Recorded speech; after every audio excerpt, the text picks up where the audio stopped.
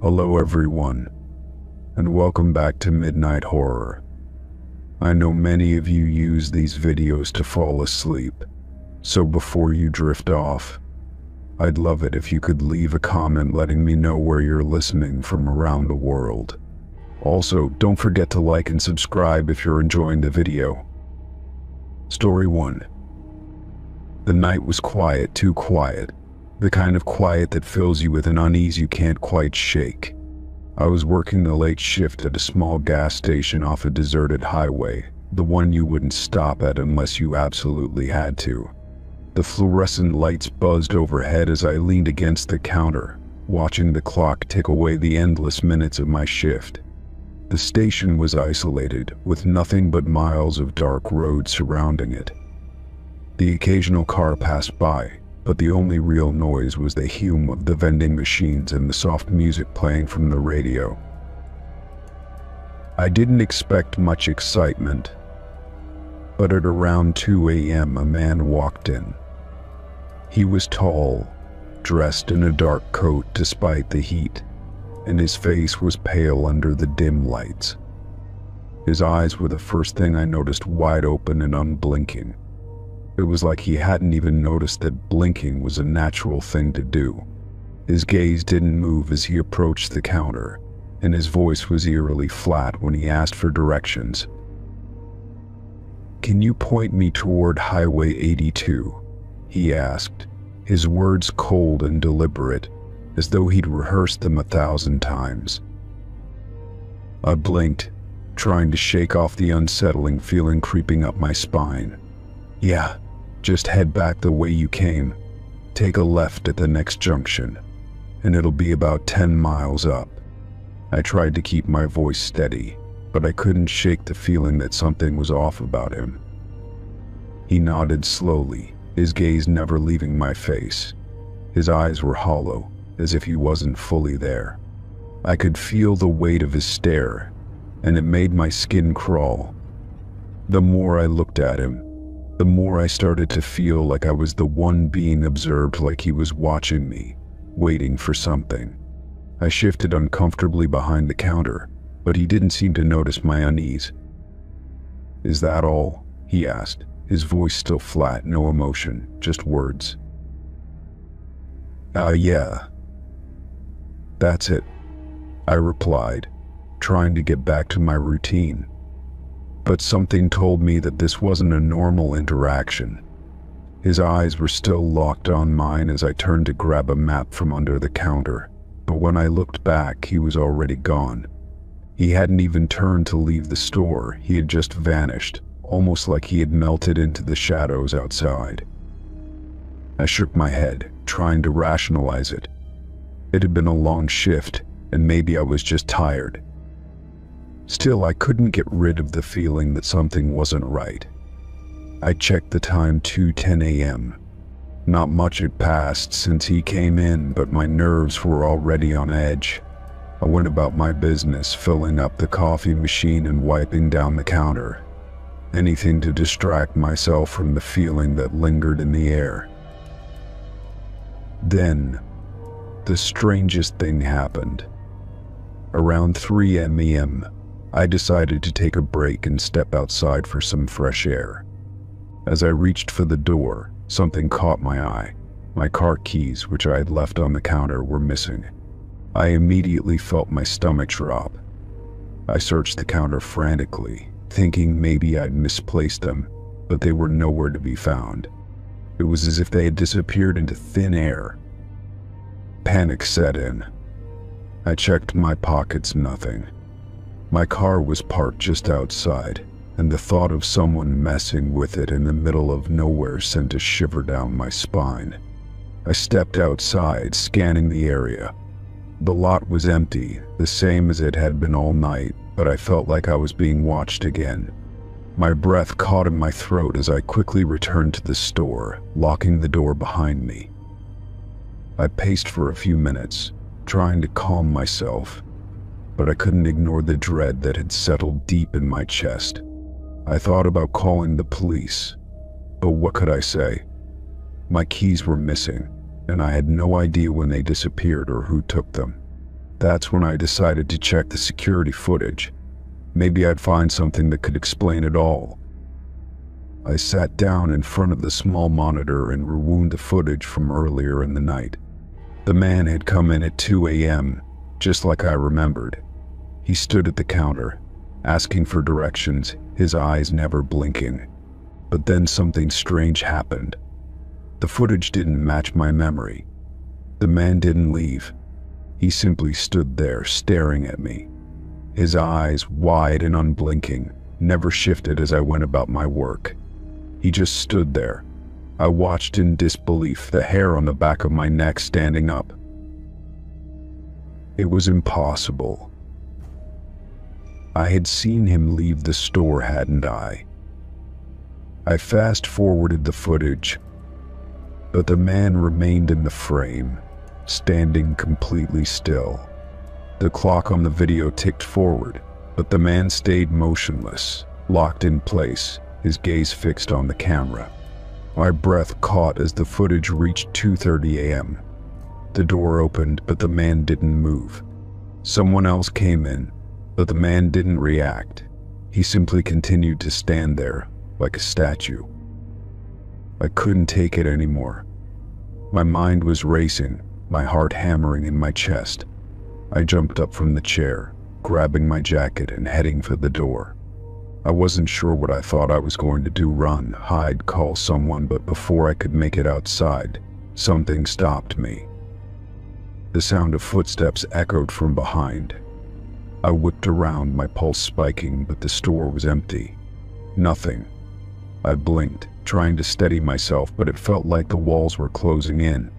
I couldn't breathe. The footage on the monitor still showed the man standing there, unmoving, frozen in time. I didn't know what had happened, but I wasn't about to stick around to find out. I grabbed my car keys from the counter, there they were, right where I left them, and ran out the door. I didn't look back as I jumped into my car and sped away. To this day, I don't know what happened that night. Was it just exhaustion, playing tricks on me? Or was there something more to that man's visit? I can't shake the feeling that I wasn't alone in that store and that the man wasn't just asking for directions. The footage was enough to convince me that something strange happened that night, something that I'll never fully understand. But I know one thing for sure, I'll never work the late shift again. Story 2. The school stood on the edge of town, its windows cracked and boarded up, casting long shadows over the overgrown lawn. I had heard stories about it, rumors of strange happenings, but curiosity always got the better of me. The heavy doors were locked when I first arrived, but I managed to slip through a gap in the side gate. Once inside, I felt a strange chill in the air, as if the place had been frozen in time. The hallways were eerily silent, save for the sound of my footsteps echoing off the cracked tile floors. The walls were covered in peeling paint, and the lockers were rusted, their metal doors hanging crookedly. I walked cautiously, my eyes scanning the dimly lit rooms as I moved deeper into the building. Every door I tried was locked, except for one at the far end of the hallway. The door creaked open when I touched it, revealing a classroom untouched by time. Dust covered the floors, and the chalkboard at the front of the room was blank, save for a few faded smudges. The rows of desks were empty, their wooden surfaces worn down by years of use. But what caught my attention was the teacher's desk in the corner, its surface covered in papers that looked out of place in this abandoned space. I approached the desk slowly, the hairs on the back of my neck standing on end. The papers were neatly stacked, some of them slightly yellowed, but what was strange was that they were all dated for the current year. The calendar on the desk read September 2024, and there were notes about upcoming lessons, assignments, and even a class schedule. How could this be? The school had been abandoned for years, and there was no way anyone had been here recently. I flipped through the papers, my fingers trembling. The writing was neat, but the ink seemed fresh, as if it had been written only days ago. The last page was the most unsettling. It was a lesson plan, detailing a lecture on the history of the school. There was a note at the bottom, written in bold, shaky handwriting: "Remember to lock the door after the lesson. We don't want them to find out." My stomach twisted. I couldn't make sense of it. I checked the door, but it was still locked, as if nothing had changed since I entered. I felt a sudden unease wash over me, a sensation that I was not alone in the room. The air grew colder, and I could almost hear the faint echo of footsteps in the hallway outside. I stepped back from the desk, my heart racing. The floorboards creaked under my feet as I moved toward the door, but when I tried to turn the handle, it wouldn't budge. The door was locked from the outside. Panic bubbled up inside me. I looked around the room, searching for another exit, but there was none. Then I heard a soft tapping sound, like fingernails scratching against wood. It came from behind me. I whipped around, but the room was empty. The sound stopped, replaced by a low, unsettling hum that seemed to vibrate through the air. I felt my chest tighten as if the walls themselves were closing in on me. I backed away from the desk, my mind racing. What was happening here? Why were the papers so new, and who had written them? I tried the door again, desperately shaking the handle, but it remained locked. The hum grew louder, and the temperature in the room dropped even further. A sudden movement caught my eye. A shadow darted across the far wall. I froze, unable to move, as the shadow shifted and flickered, like someone or something was standing just outside the classroom. I couldn't see anyone, but the feeling of being watched was overwhelming. I took a deep breath, trying to steady myself. I knew I had to leave, but I couldn't shake the feeling that I wasn't meant to leave. The shadow on the wall moved again, this time closer, and I could hear the faintest sound of footsteps approaching. My heart pounded in my chest as I searched for a way out. Just as I thought I was going to lose my mind, the door handle rattled. My breath caught in my throat, and I turned to face the door. It was as if someone or something was standing on the other side, waiting to get in.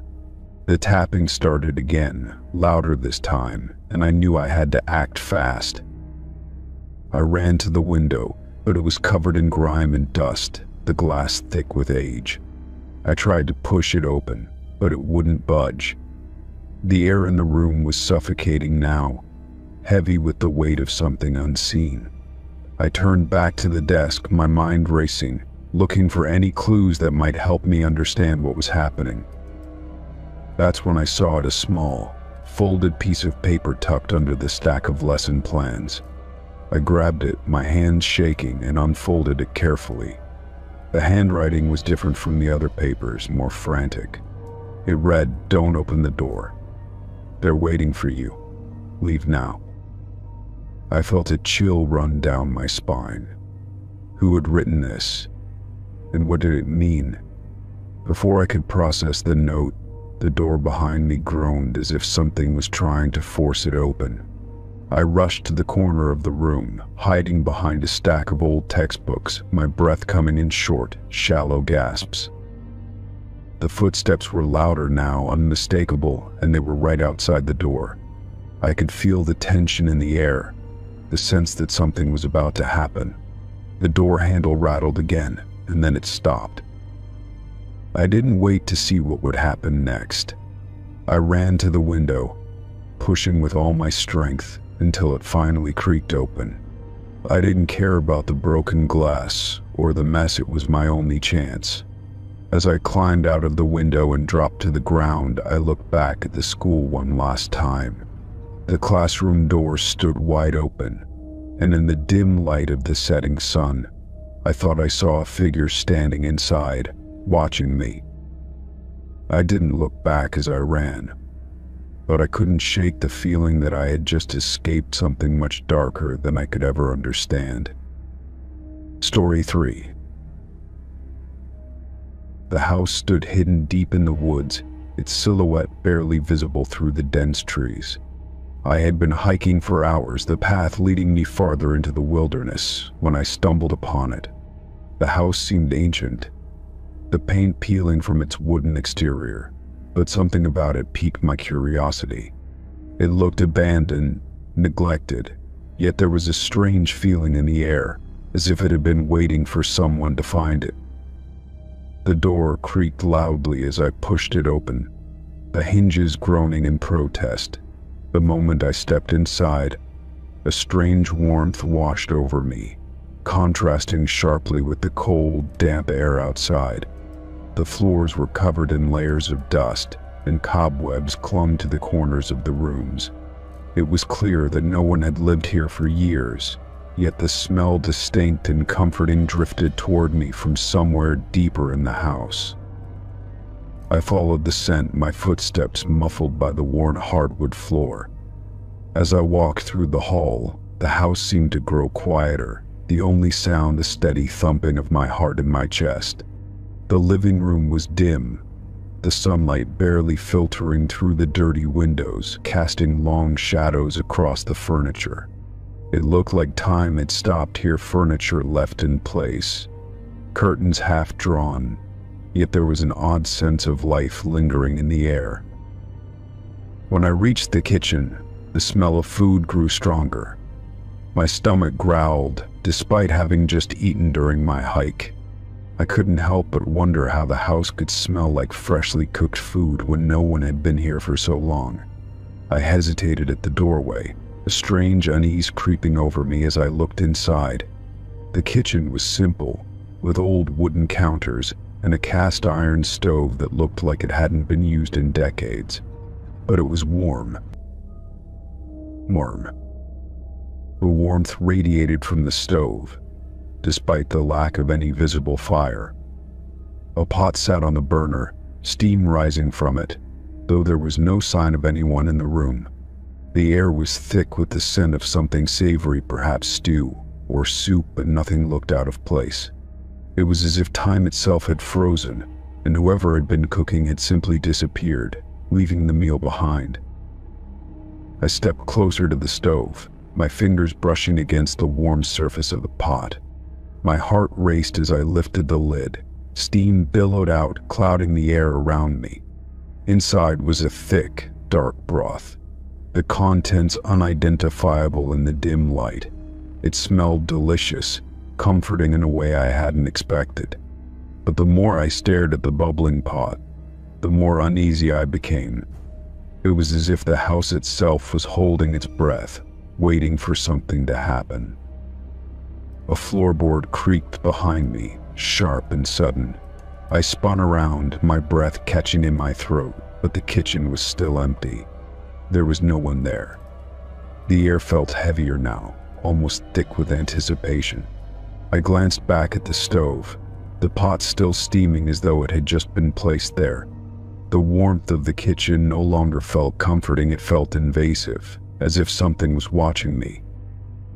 My mind raced as I took a step back, my gaze darting to the other side of the room. The back door, slightly ajar, seemed to beckon me, but I couldn't shake the feeling that something wasn't right. The house, once silent and forgotten, now felt alive in a way I couldn't explain. I should leave, I told myself. I had no reason to stay. But the warmth from the stove, the promise of the meal, made my feet unwilling to move. I approached the table in the center of the kitchen, the plates set neatly as though someone had just finished eating. The faintest trace of crumbs sat on the plates, but there was no sign of any recent activity. The chairs were positioned as if waiting for someone to sit down, yet there was no one around. My eyes moved to the walls where faded family portraits hung. The faces seemed frozen in time, their eyes staring down at me with a mix of solemnity and curiosity. Suddenly I heard a soft rustle from behind me, the faintest sound of a door opening. My heart skipped a beat, and I turned quickly. The back door was wide open now, the wind rustling the trees outside. It didn't make sense. I had checked it moments ago, it had been ajar, but not fully open. I stood frozen, unsure of what to do.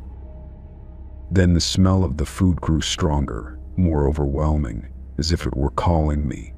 My stomach clenched in hunger, my body yearning for the warmth, the taste of whatever had been prepared. I stepped closer to the stove again, my hands trembling as I reached for the spoon resting beside the pot. But before I could touch it, the house seemed to shift. The temperature dropped. The warmth from the stove flickered, then faded, leaving me in a cold, oppressive silence. The door slammed shut with a force that made the walls tremble. I jumped, my heart racing as the silence enveloped me. The pot on the stove was now cold, the steam gone, the broth congealed into something unrecognizable. The smell of food was gone, replaced by a heavy, musty odor. I looked around, my breath catching as I realized I was no longer alone. A shadow moved in the doorway, tall and indistinct, as if made of the very darkness itself. It loomed there, watching me, and for a moment, I thought I could hear a soft whisper, something too faint to understand, but unmistakably present. I took a step back, but the shadow didn't move. It remained hovering in the doorway, its presence suffocating. I turned and ran, my heart pounding in my chest as I fled from the kitchen. The house seemed to stretch out before me, the hallway elongating as if to trap me. But I didn't stop. I didn't look back. I burst through the front door and into the woods, the cold air biting against my skin. The house loomed behind me, its silhouette barely visible through the trees. The warmth of the kitchen, the smell of the food, lingered in my senses, but the fear gnawed at me. The house, now silent once more, had seemed so welcoming at first. But I knew, deep down, that it was not a home for anyone except for something else. Something that never left. Story 4. I had been exploring an old part of town, a place I hadn't visited before. The buildings were dilapidated, their paint peeling and windows broken. But there was something intriguing about it, a quiet sort of mystery that tugged at me. As I wandered further, I stumbled upon an old, forgotten train station, one that looked as though it hadn't been used in years. The platforms were empty, the tracks rusted, and the air had a stale, unwelcoming feel to it. Despite the eeriness, something about the station piqued my curiosity. I had always been drawn to abandoned places, finding stories in the forgotten corners of the world. I stepped onto the platform, my footsteps echoing in the silence. My eyes wandered over the old signage, now illegible with time, in the long abandoned ticket booth. There was a stillness here, like time itself had stopped. And then, as I rounded a corner, I saw it. A train, pristine and out of place among the decay. It was like something from a different era, with polished metal and gleaming windows. The train stood perfectly still, as if it had been waiting for someone. A strange chill crawled up my spine, but my curiosity won out, urging me to step closer. The train was even more striking up close. The metal had a sheen that didn't belong in this decaying station, as though it had been untouched by time. The carriages were lined up neatly, the wheels glinting under the dim light that barely filtered through the station's broken ceiling. I hesitated for a moment, wondering if it was real, or if it was some figment of my imagination. It felt like a dream, one I couldn't quite shake. Without thinking, I stepped onto the train, my footsteps quiet on the polished floor. The interior was just as immaculate, with plush seats, gleaming lights, and everything in perfect order. It didn't look abandoned. It looked ready for passengers. I stood for a moment in awe, taking in the elegance of the surroundings. It was as though I had stepped into another time, another world entirely. Suddenly, with a deafening screech, the doors slammed shut behind me. I spun around, heart racing, and tried to reach for the handle. but it was too late. The metal had locked into place with a finality that made my blood run cold. Panic began to creep in as I realized that the train was no longer just a curious discovery. It was something else entirely. The lights flickered on above me, the soft hum of electricity filling the space. The train started to move slowly at first, and then faster, picking up speed as if it were bound for a destination I couldn't see. My mind raced, trying to make sense of what was happening. I pounded on the door, but there was no use. It was as if the train had a life of its own, pulling me along without any choice in the matter. I stumbled down the narrow aisle, my pulse pounding in my ears. The train didn't seem to have a conductor, or any passengers for that matter. The seats remained eerily empty, and the atmosphere was unnervingly still. The sound of the train's wheels on the tracks was the only noise, a rhythmic clattering that seemed to drown out everything else. As I moved deeper into the train, I noticed something odd. The walls, though pristine, had small scratches and marks that looked as though they had been made in a hurry. The windows, which I had assumed to be crystal clear, were strangely fogged, their glass not quite as transparent as it should have been. I wiped at one of the windows, trying to peer outside, but all I could see was darkness. There were no signs of life, no buildings, no streetlights, just an endless, black void. A sudden thought hit me. Where was I going? I didn't recognize the landscape outside, and I hadn't seen any signs of movement before I boarded. The train was traveling at an unnatural speed, and the more I thought about it, the more I realized something was terribly wrong. This wasn't just an abandoned train, it was a trap. I rushed to the nearest window, desperately trying to make sense of my surroundings, but the world outside remained a blur of darkness. My hands trembled as I pressed my face against the glass, feeling a cold shiver run through me. Something wasn't right. It was as if the train was no longer connected to the world I knew. It felt as if it were traveling through some twisted, alternate reality. A chill ran through my body as I heard a faint whisper, barely audible over the noise of the train. I froze, my heart pounding as I looked around, trying to find the source of the voice. It was too quiet to make out, but it was unmistakably there, a soft murmur just beyond my reach. The train seemed to respond to the noise, its speed increasing as though driven by some unseen force. I stumbled back, my breath catching in my throat. The whisper was growing louder, more distinct, but still too faint to understand. It sounded like a call, or perhaps a warning, but I couldn't make sense of it. My mind spun as I desperately tried to find an escape, my pulse racing in my ears. I turned down another corridor, hoping to find a door or a way out, but every path seemed to lead deeper into the train. I couldn't shake the feeling that I was being watched, as if unseen eyes were following my every move. My thoughts raced, spinning with possibilities, but nothing made sense. The train, with its pristine interior and strange, oppressive atmosphere, had become a prison. No matter where I went, no matter how hard I tried to escape, I couldn't shake the overwhelming sense that I was being drawn toward something or someone waiting at the end of the journey. The train continued its relentless course, the wheels clattering against the tracks, carrying me further into the darkness. The whispering voice seemed to grow louder with each passing moment, urging me onward. I had no idea where the train was going, or if I would ever be able to leave. All I knew was that I had boarded something far beyond my understanding, and there was no turning back now. Story 5. The mall was a ghost of its former self, the air thick with dust and the lingering smell of something rotten. I'd always been curious about abandoned places, the kind of places people leave behind without a second thought. The glass doors were shattered, and the silence inside seemed to stretch on forever. My flashlight flickered as I stepped inside, casting long shadows across the crumbling floor. I wandered deeper into the maze of deserted shops, the faint sound of my footsteps echoing against the walls.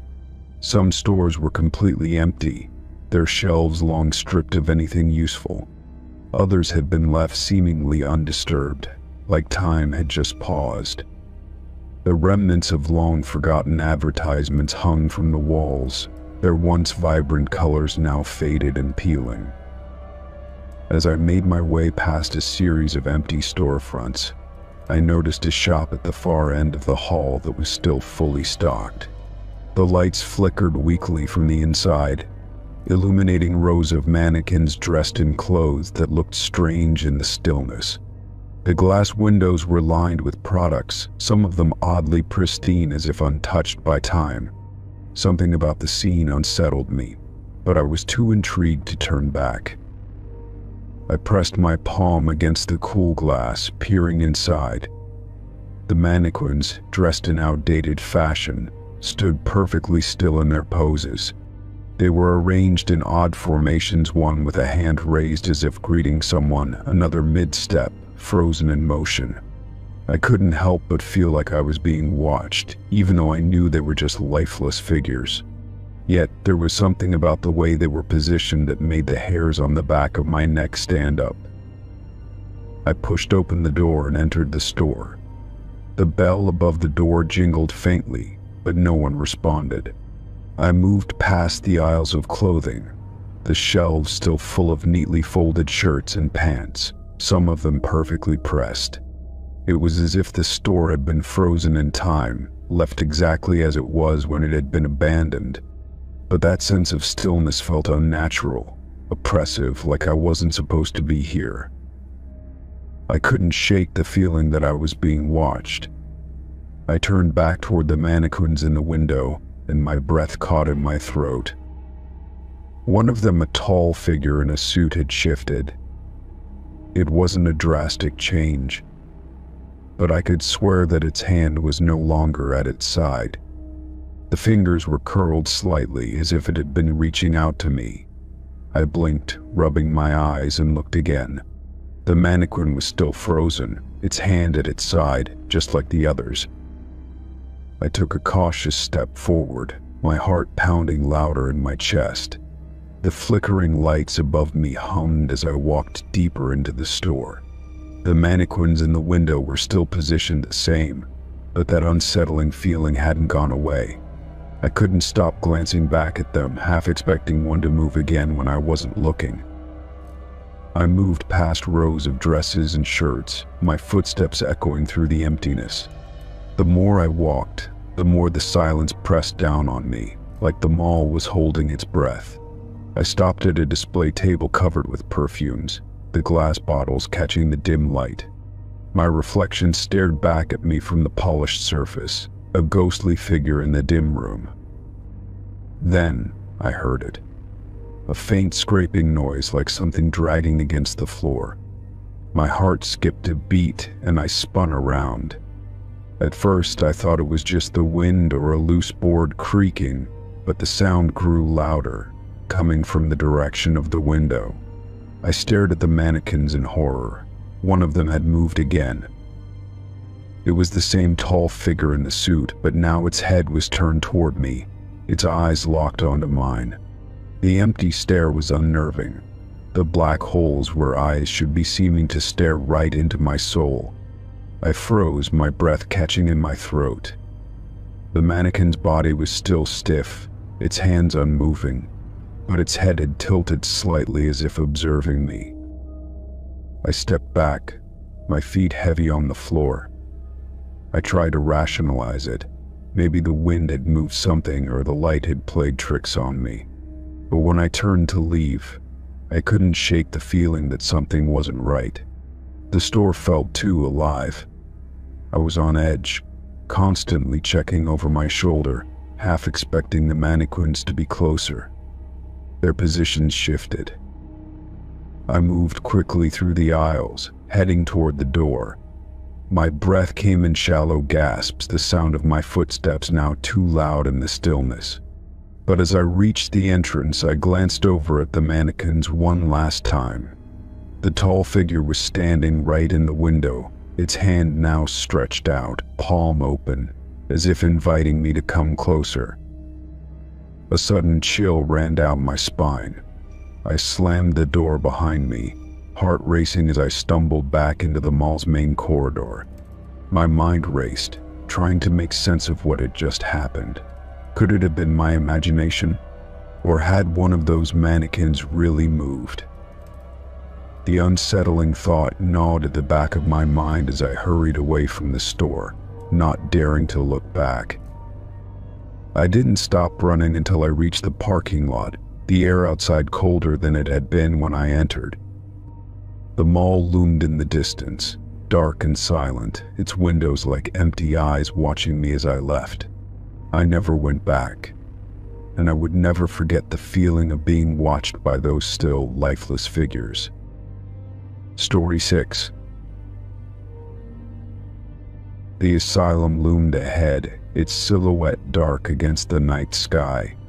The cracked windows and peeling paint were a stark reminder of the years of abandonment.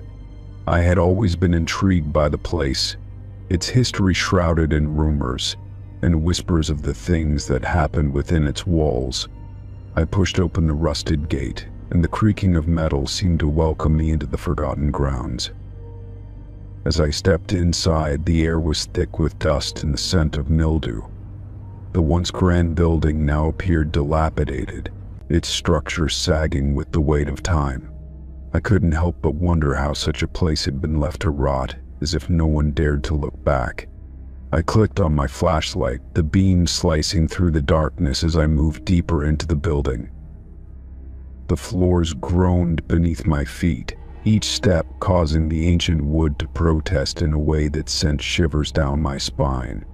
The walls were lined with peeling wallpaper, the faded patterns a faint echo of what once was. The silence was overwhelming, broken only by the faint scurry of rats in the walls.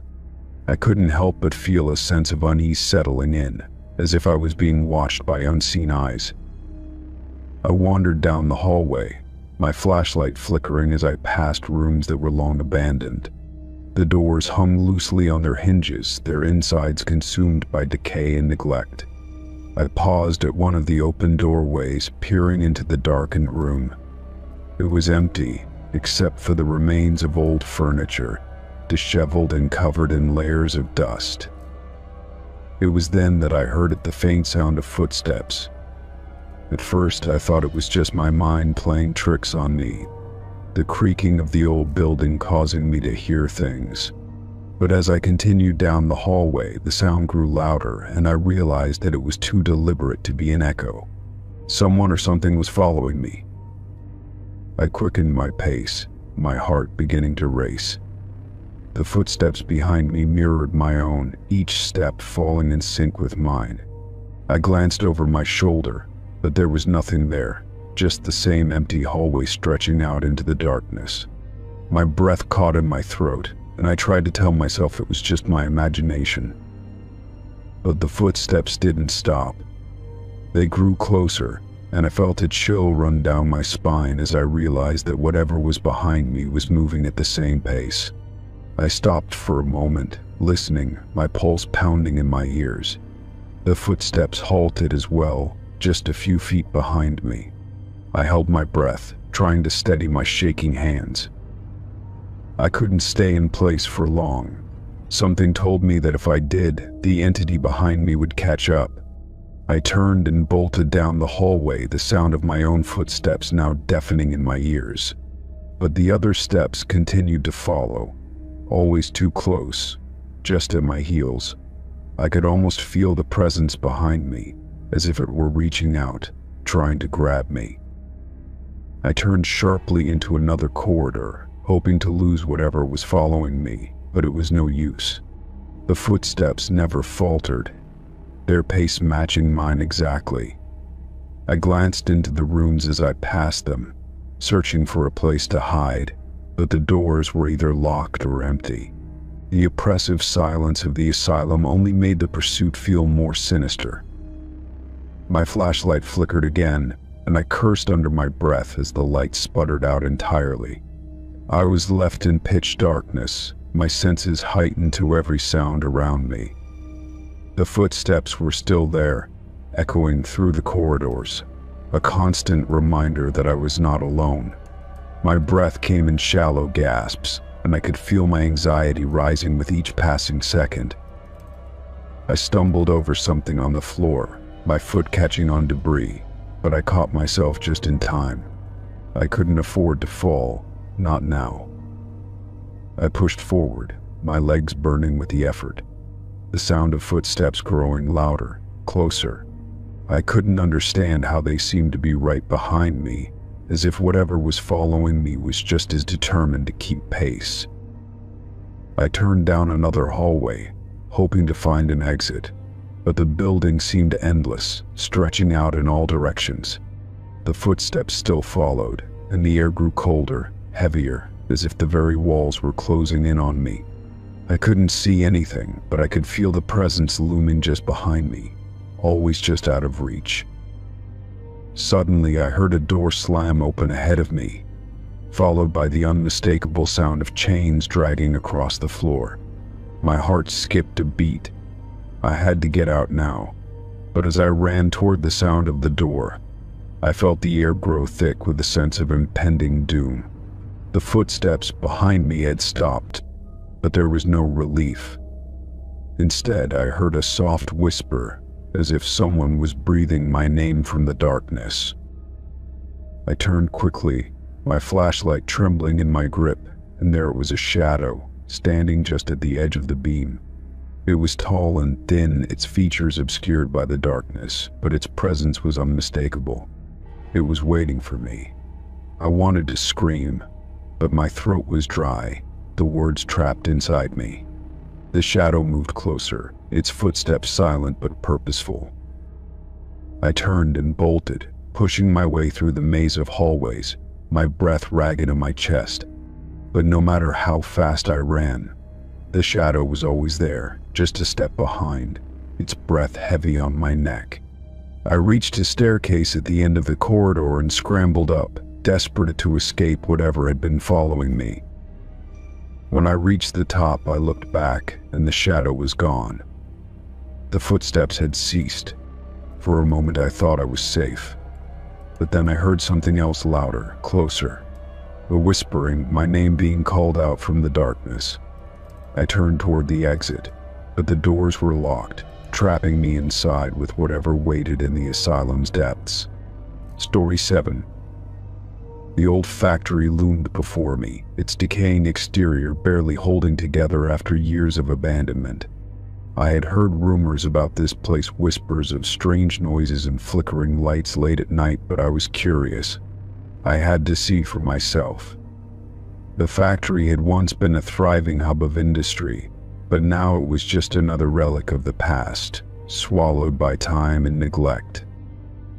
I stepped through the rusted gates, the ground crunching beneath my boots as I ventured into the shadow of the looming structure. The front doors were wide open, revealing the dark, hollow interior of the factory. The stench of mold and stale air hit me immediately, mixing with the faint scent of oil and metal. My flashlight flickered as I swept it across the large, empty space, the beams of light revealing remnants of machines, cracked floors, and forgotten tools. The factory felt eerily quiet, as if it had been abandoned for much longer than I had been told. Dust had settled on every surface, and the faint sound of my footsteps echoed throughout the cavernous space. I moved cautiously, my eyes scanning the surroundings, trying to make sense of the disarray. There were no signs of life, but the place felt, watched, as if something or someone was still here. I made my way to the back of the building, where the noise from the main floor seemed to fade into a heavier silence. The factory's back rooms were shrouded in darkness, and I had to move carefully, stepping over broken glass and rusted metal debris. The walls, once painted in a dull green, were peeling and crumbling, revealing patches of exposed brick. As I reached the end of the hallway, I found a locked door, rusted and old, but sturdy, as though it had been untouched for years. Something about that door caught my attention.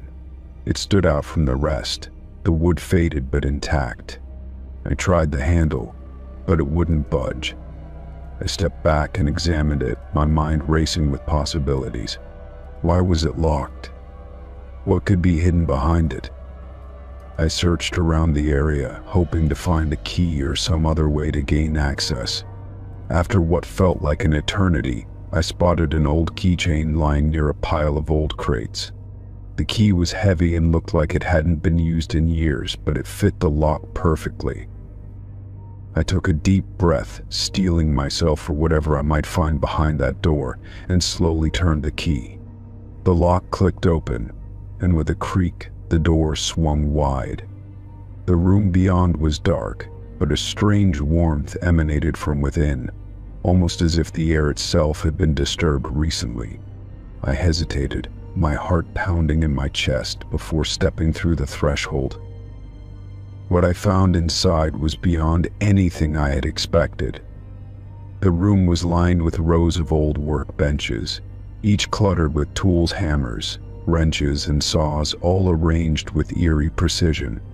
The workbenches were covered in dust, but the tools themselves were freshly used.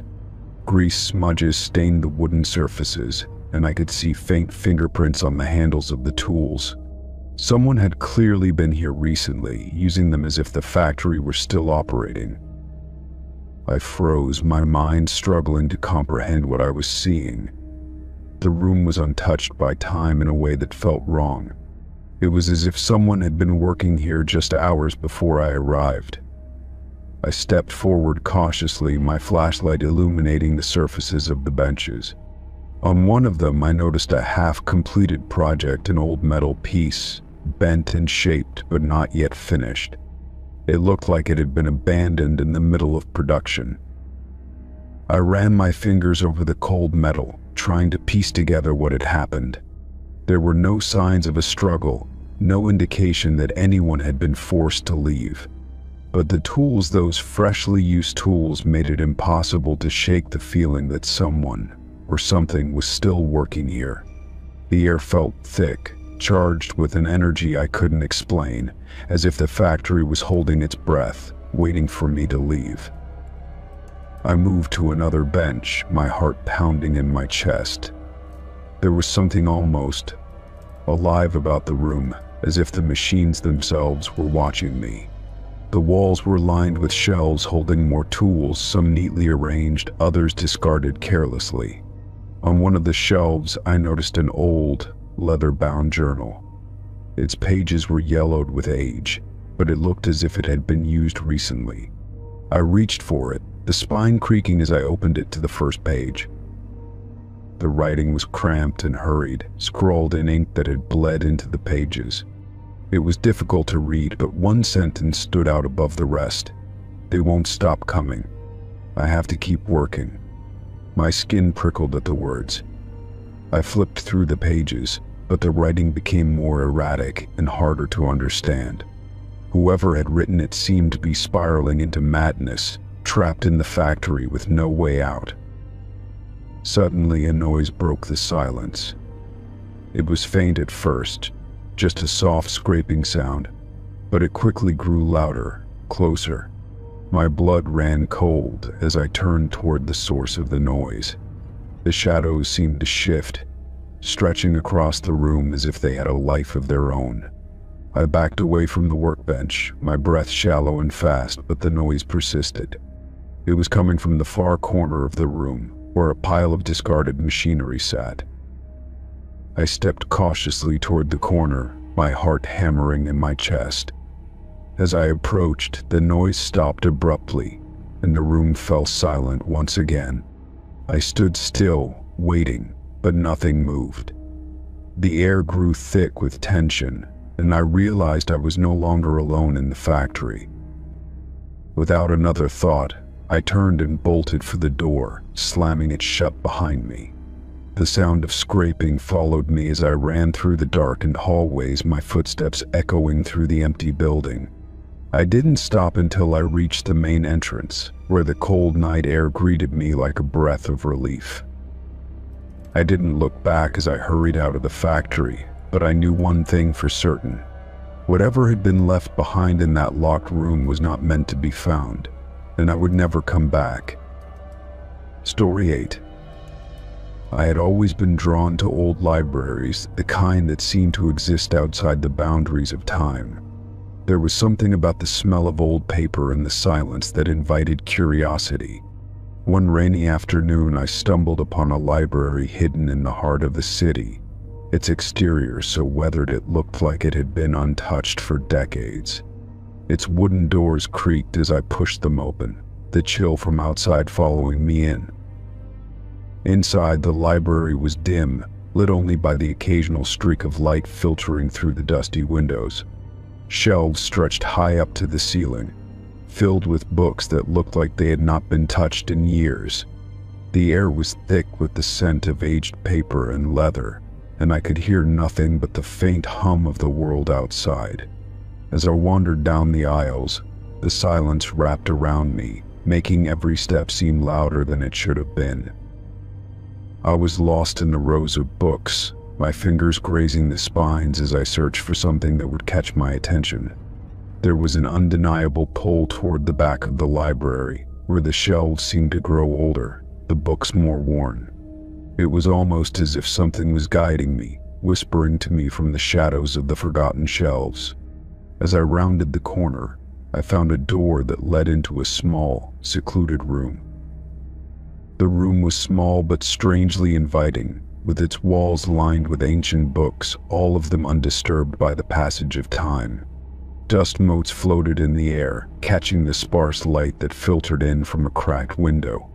The shelves seemed to hold books that were not listed in the catalog I had seen earlier. The books here were unique, their covers faded, their titles almost illegible.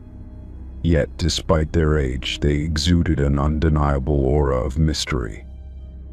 I walked toward one of the shelves, drawn to a book that seemed to call out to me. It was unlike the others, its cover a deep shade of dark green, with intricate gold lettering that looked almost too perfect to be real. My fingers hovered over it before I pulled it from the shelf. The moment I held it in my hands, I felt an odd sensation wash over me, as if the book had been waiting for me all along. I opened it slowly, the pages crackling beneath my fingertips. The first few pages were filled with strange, old-fashioned writing that made little sense. But as I turned to the next page, my breath caught in my throat. There, written in perfectly legible text, was my name. It was printed clearly in the center of the page, as if someone had written it just for me. At first, I thought it was a coincidence, but as I read on, the words began to describe something far more unsettling. The text continued. As the door creaked open, a figure stepped inside, drawn by the silent call of the forgotten words. With a careful gaze, they walked between the rows of books, as if searching for something that only they could find. My heart skipped a beat. The description was eerily accurate. It was describing me, right here, right now. I glanced around, the hairs on the back of my neck standing on end. I was the figure in the book. I turned the page, my hands trembling. The next words were just as chilling. They reach for a book, their fingers brushing against the spine of one that seems out of place. The air around them grows heavy, as if the room itself recognizes their presence. I froze. It was as though the book was narrating my every move, predicting the exact actions I would take. The words were alive, almost as if they had a consciousness of their own, following me, watching me. The room seemed to close in around me as I flipped to the next page. The text now described the moment I had entered the room and picked up the book. With a steady hand, they open the pages, and the world around them shifts. Time stands still, and they are caught in the web of the past, unable to escape. My pulse quickened. I looked around again, but the room remained still, unchanged, as if nothing had happened. And yet, I felt a strange shift, a tension in the air that hadn't been there before. I slammed the book shut, my breath shallow.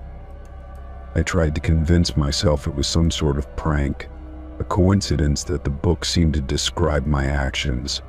But the more I thought about it, the more I realized how impossible it was.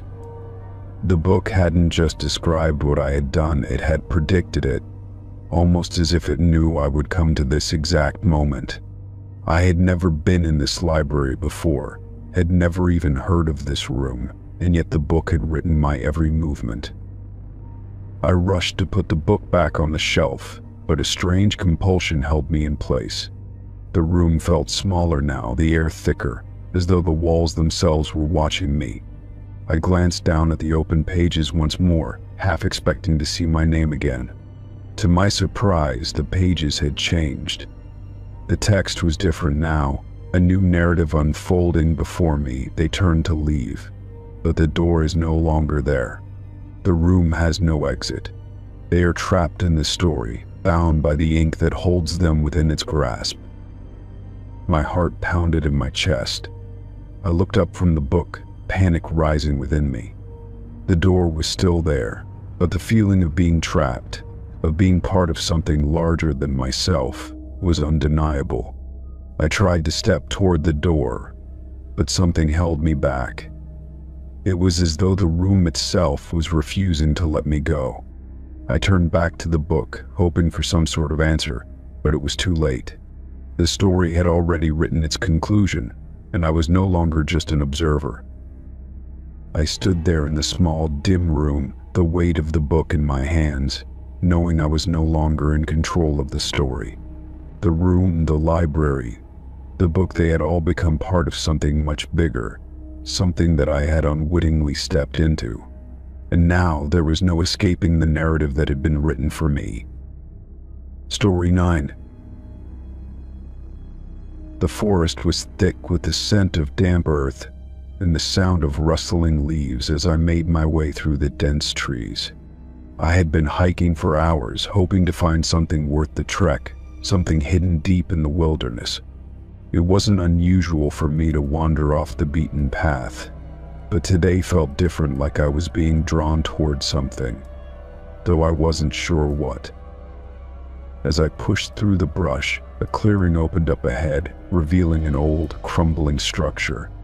The barracks stood half sunken into the ground, its walls chipped and overgrown with vines, but the outline of the building was unmistakable. A forgotten military outpost, abandoned long ago. I could feel the eerie stillness of the place before I even stepped inside. The door creaked as I pushed it open, the wood splintering under my touch. Inside, the air was stale, thick with the scent of mildew and rot. Empty shelves lined the walls, some with rusted remnants of tools or equipment. The floor was covered in dust and scattered debris. It was as if the place had been untouched for decades, yet there was a sense that something still lingered, an invisible presence. I wandered deeper into the barracks, feeling an unsettling chill creeping up my spine. My eyes scanned the walls, taking in the faded, peeling posters that once advertised training exercises or army drills. The whole place seemed frozen in time.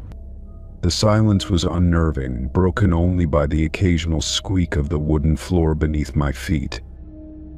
At the back of the room, I found a row of lockers, most of them hanging open with their contents long since looted or decayed. One, however, was closed tight, its surface scuffed and dented from years of neglect. Curiosity tugged at me, and I reached for the latch, feeling the cold metal under my fingers. The locker creaked as I pulled it open, revealing a stack of old photographs tucked inside. I picked up the top photograph, the edges worn and yellowed with age. The image was black and white, showing a group of soldiers standing in front of a military vehicle. Their faces were stern, serious, just as you'd expect from people who had likely seen things most would never understand. But as my eyes scanned the row of faces, I froze. One of the soldiers looked strikingly familiar. I had to blink twice, rub my eyes to make sure I wasn't seeing things.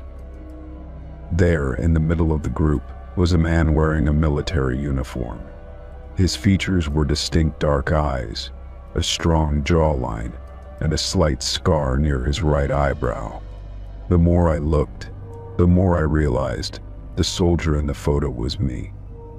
My heart thudded in my chest, and I nearly dropped the photo as the room around me seemed to spin. How was that possible? I had never been a soldier, never even been to a military base, let alone one this remote. I turned the photo over, my hands trembling. There were no names written on the back, no dates, just an odd sense of finality, like the image itself was meant to stay buried. But as I sifted through the stack of photographs, I found more. A series of images, each showing the same group of soldiers, all standing in formation or gathered around equipment. And in every single one I was there. My confusion deepened with each new photo. In one I was standing beside a tent holding a rifle. In another I was sitting at a table with the other men, laughing at something one of them had said. Yet the more I looked at these images, the more I realized they held no memory for me. I didn't remember ever being in the military, let alone in a foreign place like this. The realization hit me like a punch to the gut. I hadn't just stumbled upon an old military base. I had found something far more unsettling. How could there be photos of me in a place I had no recollection of ever being? What was I doing here? And why couldn't I remember? I set the photos down on the dusty floor, the chill in the room now turning to something colder, something more invasive. The air felt thick with the weight of unanswered questions. My mind raced, the flicker of a memory trying to push through, but it remained just out of reach, like a shadow in the corner of my vision. I stepped back from the locker, my breathing shallow. The forest outside seemed to be pressing in on me, as if the very earth beneath my feet had grown more oppressive. I glanced back at the photos, the face of the soldier who looked like me staring back. I needed to leave, to escape this place that was now twisted with my own reflection. But something told me that if I left now, the answers would never come. I grabbed the photos and stuffed them into my backpack, my hands shaking. The memories, the questions were all swirling around in my mind, but I had to get out. I turned to leave, but before I could reach the door, I heard a noise. A faint rustling behind me, too quiet to be the wind or an animal. I turned around, my heart racing, but there was nothing but the shadows of the decaying barracks. I froze, staring into the darkness of the hallway that led deeper into the building. The air was thick, pressing against me like the walls were closing in. My breath came out in shallow gasps, the hairs on the back of my neck standing on end. I felt like I wasn't alone anymore. With a jolt, I turned and bolted for the door, my pulse hammering in my chest. The photos rattled in my bag, their presence heavy against my back. I couldn't explain it, couldn't make sense of it, but I knew one thing for sure: whatever happened here, whatever part of my life had been erased, wasn't finished. It wasn't over. I didn't look back as I ran through the forest, the barracks disappearing behind me, its secret locked away once more. But as I pushed through the trees, I couldn't shake the feeling that the answers I was searching for were still out there, waiting for me to return. Story 10. The abandoned school stood at the edge of town, its walls crumbling and windows shattered, a ghost of its former self. The faded paint and rusted doors seemed to tell stories of the children who had once filled its halls, but now it was silent, empty. I had always been drawn to old, forgotten places, and the school, with its dark windows and decaying exterior, was no exception. I pushed open the gate, my steps cautious, knowing I was trespassing but unable to resist the pull of the mystery that lay inside. The air inside was musty, thick with the scent of dust and mold. My flashlight cut through the darkness, illuminating peeling posters and old desks scattered haphazardly across the floor. The hallway stretched out before me, narrow and uninviting, with doors that creaked under the weight of time. I could feel the chill in the air, an unnerving sensation that made my skin crawl as I explored further into the heart of the building. As I passed classrooms, I noticed that many of the chalkboards were still filled with half-erased lessons, the faint remnants of forgotten teachings. There was a strange quiet here, the kind that felt unnatural, like the building itself was holding its breath. My flashlight flickered as I turned a corner, and I found myself in front of a locker that seemed oddly untouched by the years of neglect. The locker door was slightly ajar, as though it had been opened recently. Curious, I approached it, the rusted metal groaning under my touch. Inside, there was a single piece of paper, folded carefully and tucked into the corner. I pulled it out, unfolding it slowly, and my heart skipped a beat when I read the words written in a childlike scrawl. "I'm still here." The words sent a shiver down my spine, and I glanced around, suddenly feeling like I wasn't alone. I looked over my shoulder, half expecting to see someone standing there, but the hallway was empty. Still, the air felt heavier now, charged with an eerie tension. I tucked the note into my pocket, telling myself it was just a prank, some forgotten remnant of the past. But as I began to walk away, I thought I heard something, a soft shuffle of footsteps, barely audible over the silence. My breath caught in my throat. I froze, straining my ears to catch any sound. For a long moment there was nothing but the distant creaking of the building settling. But then, faintly, I heard it again, a soft whisper, barely more than a breath. It was coming from behind me. My heart pounded in my chest as I spun around, my flashlight sweeping across the empty hallway. There was no one there. My mind raced, trying to make sense of what I had just heard. I told myself it was just my imagination, the product of a building long abandoned and filled with strange noises. Yet the voice, so soft and insistent, lingered in my mind. Slowly, I turned back toward the hallway, trying to shake off the feeling that something was wrong. The darkness seemed to press in on me, the silence now almost deafening. My footsteps echoed loudly as I walked down the corridor, the air growing colder with every step. I couldn't shake the feeling that I was being watched, that eyes were on me from the shadows. The hairs on the back of my neck stood up, and I instinctively reached for my phone, hoping to capture something, anything, to explain what was happening. Just as I pulled it out, the whisper came again. This time louder, more distinct. "I'm still here." It was my name, my full name, spoken clearly, like someone standing right behind me.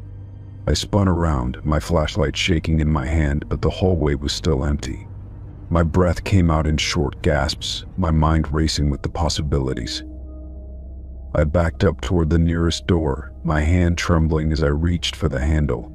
The building seemed to close in on me, the walls pressing tighter, the darkness deepening. I could hear my own heartbeat in my ears, pounding so loudly that I couldn't focus on anything else. I needed to get out. As I turned the doorknob, I felt the faintest brush against my shoulder, a coldness that made me freeze in place. My body went rigid, and my eyes locked on the empty hallway in front of me. I had felt it. Someone or something was there, but when I turned, no one was in sight. The door finally opened, and I rushed through it, my steps unsteady as I fled down the hallway, my flashlight swinging wildly in my hands. Every creak, every shift in the building seemed amplified, as though the structure itself was alive, watching me. I glanced over my shoulder, half expecting to see a figure following me, but there was only the darkness. I reached the stairwell and hurried down, my feet pounding against the worn steps. I couldn't shake the feeling that something was behind me, following me every step of the way. The whispering voice echoed in my mind, growing louder, more frantic, as though it was pleading with me. I burst through the front doors of the school, the cold night air hitting me like a slap to the face. My heart still raced as I stumbled away from the building, not daring to look back. I didn't stop running until I reached my car, my breath coming in ragged gasps. I fumbled for my keys, hands trembling, and once I was inside, I slammed the door shut behind me. I sat there for a moment, my mind still spinning, trying to process what had just happened. The note, the voice, the cold touch. I told myself it was just an overactive imagination, a trick of the mind. But as I drove away, I couldn't shake the feeling that someone or something was still in that school, waiting for me to return. And the voice? It hadn't been a whisper. It had been a warning. Story 11. The hospital had been abandoned for years, its walls cracked and peeling, the windows covered in layers of grime. I had heard stories about it growing up, whispers of experiments gone wrong, of patients who never made it out. Most people avoided the place, but I had always been drawn to places like this. The idea of uncovering something long forgotten made my heart race with excitement. I stepped carefully over the shattered glass and broken tiles littering the hallway, the air thick with the scent of mildew and decay. The flickering beam of my flashlight cast eerie shadows along the walls, making it feel like something was shifting just out of sight. Every step echoed through the empty corridors, the sound bouncing back at me as if the building itself was alive.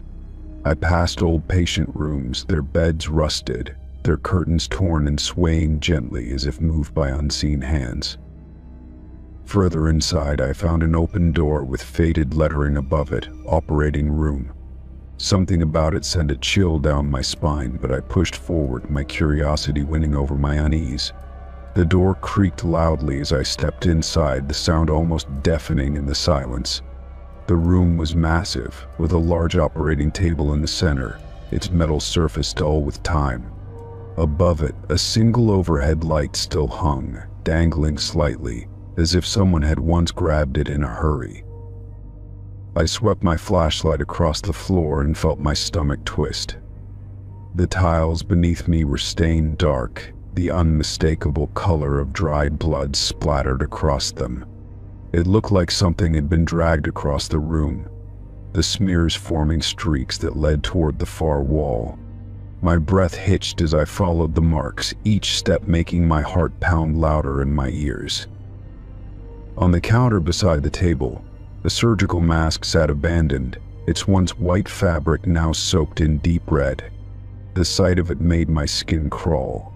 It was too fresh to be from when the hospital had shut down, too vivid against the dust-covered counter. I reached out, hesitating before brushing my fingers against the mask. The fabric was stiff, dried with whatever had stained it, and I felt a wave of nausea rise in my throat. I stepped back, my pulse racing as I scanned the rest of the room. Rusted surgical tools lay scattered on metal trays, their blades dull but still menacing. Some of them were covered in the same dark stains as the floor, as if they had been used and never cleaned. My flashlight caught a row of cabinets lining the far wall, their glass doors cracked and smeared with dirt. Inside, old medical supplies were still neatly arranged: gauze, bottles of alcohol, syringes, their needles still attached. The sound behind me made me freeze. It was faint, barely more than a shuffle, but it was there. I turned sharply, shining my flashlight toward the source, but there was nothing. Just the empty room, the flickering light above me swaying slightly. My breathing grew shallow as I took a slow step back, trying to convince myself it was just my imagination. Then, another noise, of faint, almost imperceptible creak, like weight shifting on an old floorboard. I wasn't alone. The realization sent a jolt of fear through me, and I swallowed hard, gripping my flashlight tighter. My eyes darted to the only exit, my mind already racing with the best way to get out. Before I could move, something caught my eye, a figure, barely visible in the reflection of the glass cabinet doors. It stood at the entrance, unmoving, watching. My blood ran cold as I spun around, but when I looked, the doorway was empty. There was nothing there. A chill crept down my spine as I took a shaky breath, trying to steady myself. I needed to leave. Now. I turned toward the door, but as I did, the overhead light flickered violently, casting jagged shadows across the walls. The room seemed to close in around me, the air growing thick and heavy. I forced my feet to move, nearly stumbling as I rushed out of the operating room. My footsteps echoed wildly through the hallway as I retraced my path, my heart hammering against my ribs. The building felt different now, colder, darker, as if it had come alive. Every shadow seemed to stretch toward me, every sound magnified. Reaching the entrance, I nearly collapsed against the rusted door, shoving it open with all my strength. The outside air hit me like a wave, sharp and cold against my sweat-dampened skin. I didn't stop moving until I was back at my car, my hands shaking as I fumbled with my keys. I sat there for a long time, staring at the hospital's dark silhouette against the night sky. I tried to make sense of what I had seen, what I had felt in that room. The mask, the blood, the reflection of something that wasn't there. I wanted to believe it was just my mind playing tricks on me, but deep down I knew better. I had stepped into something I wasn't meant to find, into a place that still held the echoes of whatever had happened there. And as I pulled away from that abandoned hospital, I couldn't shake the feeling that something had followed me out. Story 12. The mansion loomed at the end of a narrow dirt road, its towering structure barely visible through the thick fog. Vines curled around the rotting wood, and the windows were either shattered or covered in grime. The front doors, though weathered, remained intact, standing slightly ajar as if someone had left in a hurry. The air was thick with the scent of mildew and damp earth as I stepped inside, my flashlight casting long shadows against the crumbling walls. The grand foyer stretched out before me, its once polished floors now covered in dust and scattered debris. A massive chandelier hung above, its crystals dulled with age, yet still oddly intact. The staircase at the far end split into two winding paths leading to the second floor, where darkness swallowed the upper hallways. A draft whispered through the house, carrying with it the distant creak of settling wood. I moved carefully, my footsteps muffled by the thick layer of dust beneath me. Old portraits lined the walls, their subjects staring blankly with eyes that seemed to follow my every move. Cobwebs draped over the furniture like a forgotten veil, and the scent of aged paper clung to the air. The house was abandoned, yet it felt as if something unseen lingered, watching. As I stepped into the main hallway, a faint sound caught my attention, a rhythmic ticking, steady and unbroken. It stood out against the silence, unnatural in a place devoid of life. I followed the sound, my pulse quickening as it grew louder with every step. It led me to a side room, where the faint glow of moonlight seeped through the broken window. There, standing against the far wall, was a grandfather clock. It was pristine, its wooden frame polished and free of dust, as though time had never touched it. The golden pendulum swung in perfect motion, its ticking precise and measured. The hands read 5 minutes to midnight, a chill running through me as I realized the impossibility of it all. The house had no power, no signs of maintenance, yet the clock was fully operational. I reached out, hesitating before brushing my fingers against the smooth surface. It was cold, unnaturally so, as if the wood itself had been frozen in time. My breath caught in my throat as a deep chime suddenly echoed through the mansion. The sound was rich and heavy, vibrating through the walls as the clock struck midnight. The entire house seemed to shudder in response, the air growing thick with something unseen. A gust of wind swept through the room, scattering dust into swirling patterns. Though the windows remained shut, my chest tightened as an eerie silence followed, pressing down on me like an unseen weight. I stepped back, my heart hammering against my ribs. The clock's pendulum had stopped, frozen mid-swing, its hands locked at exactly 12. A whisper of movement flickered in my peripheral vision, a shifting shadow that vanished the moment I turned my head. I wasn't alone. A sudden creak echoed from the hallway, slow and deliberate, like footsteps pressing against aging wood. My grip tightened around the flashlight, the beam trembling as I aimed it toward the doorway. The hall stretched into darkness, but the sound continued closer, heavier, deliberate. I forced myself to move, stepping cautiously back into the corridor. The air was colder now, each breath visible in the dim light. The portraits on the walls seemed different, their faces blurred, warped, as if they had changed in the moments I had looked away. My skin prickled with unease as another chime rang out from the clock.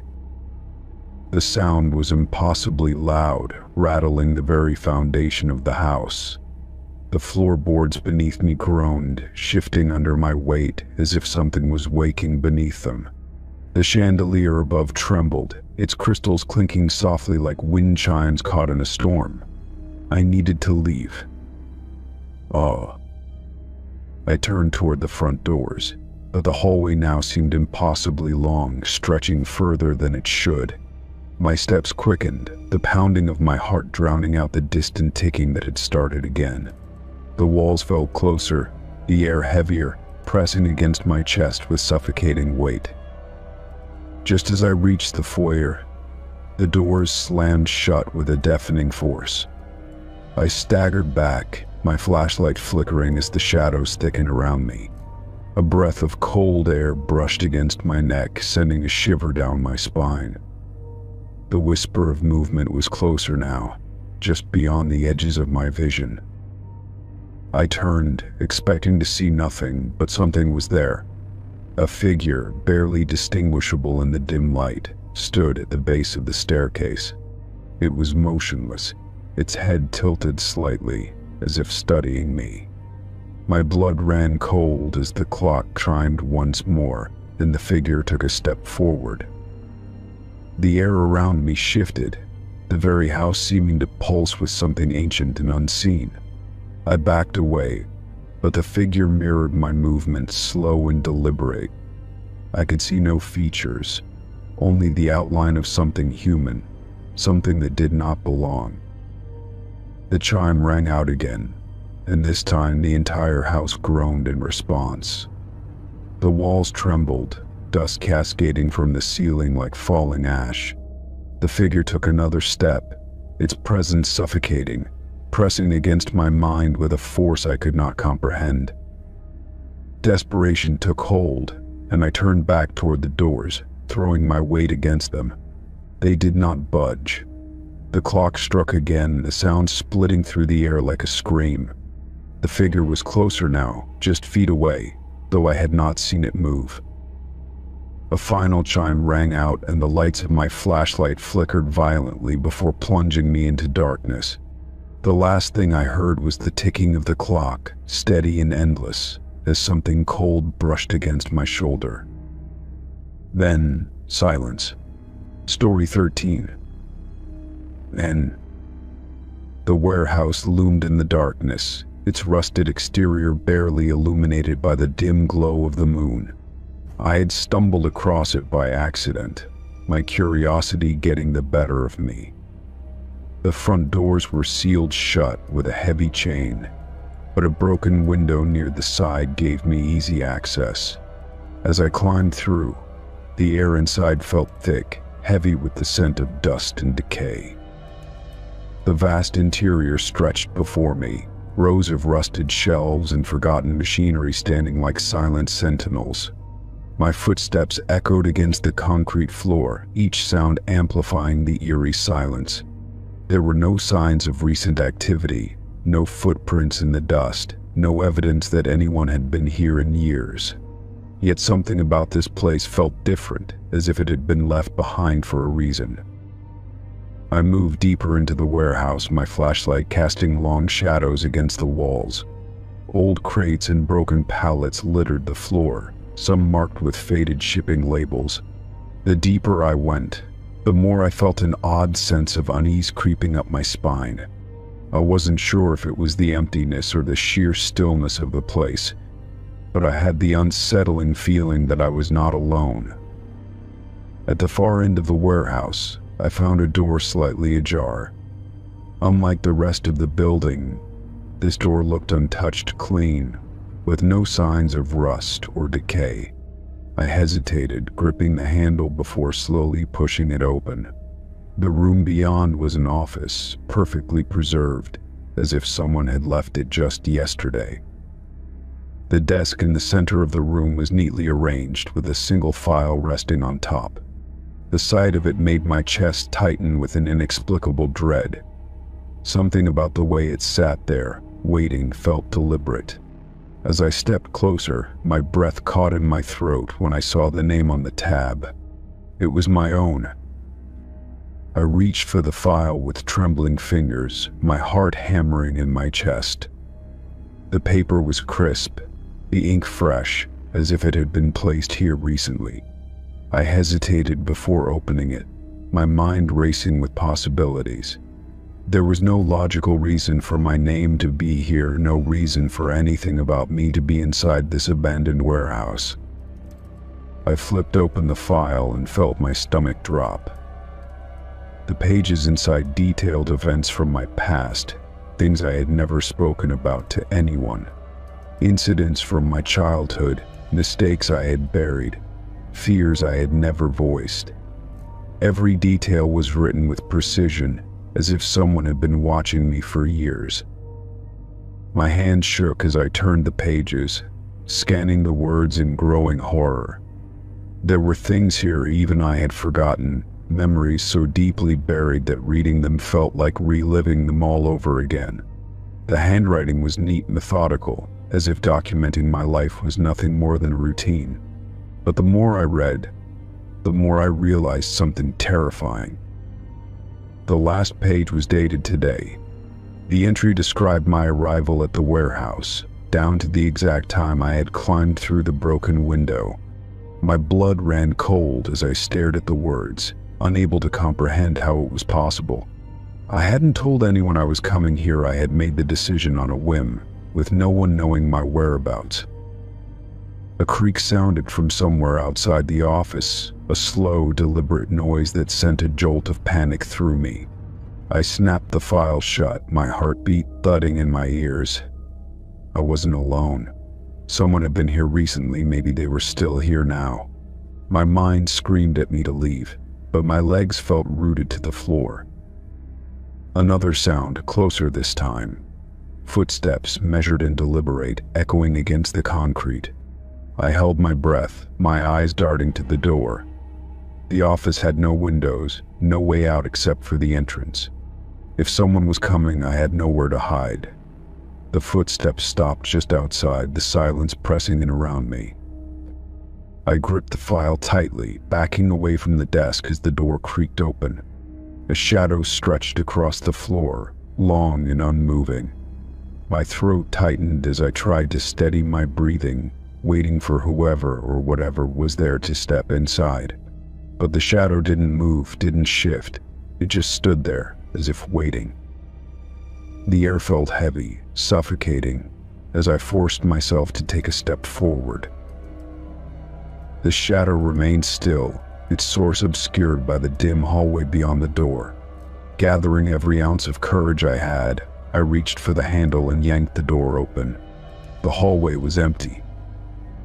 My pulse pounded as I looked both ways, expecting to see someone retreating into the darkness. But there was nothing, just the endless rows of shelves stretching back into the void.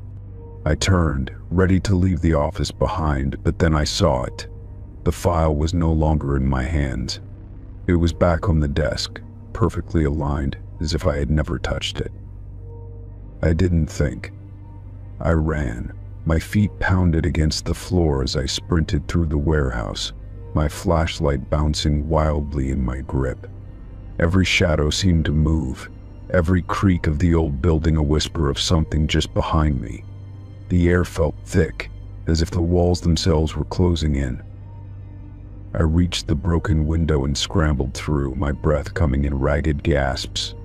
The cold night air hit me like a slap, shocking me back to reality. I turned back toward the warehouse, half expecting to see someone standing at the window watching me. But there was nothing, just a dark, silent building looming against the night sky. I stumbled away, my mind racing with questions that had no answers. Who had written that file? How did they know things I had never spoken aloud? And more importantly, had they known I would come? As I reached the edge of the woods, I stole one last glance at the warehouse. The office window, which had been dark before, now glowed faintly with a light from within. I never returned to that place, never spoke of what I found that night. But sometimes, late at night, I wake up with the feeling that someone is watching me. And when I check my phone, there's always a new message waiting. A simple notification that makes my blood run cold every time. The file has been updated. Story 14. The abandoned hotel loomed over me, its once grand structure now crumbling under the weight of time.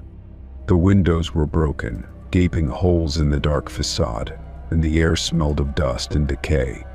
I had always been drawn to forgotten places, intrigued by what they left behind. Pushing the heavy front doors open, I stepped inside, my footsteps echoing through the empty lobby. The place was in ruins, the floor littered with fallen plaster and broken glass. The chandeliers above were coated in grime, their crystals dulled with age. Faded wallpaper peeled from the walls, revealing rotting wood beneath. Despite its desolation, something about the hotel felt preserved, as if time had only partially touched it. I wandered through the main hall, peering into old rooms filled with tattered furniture and overturned chairs. The silence was thick, interrupted only by the occasional creak of the floor beneath me. As I moved deeper into the hotel, I found a hallway that seemed different from the rest.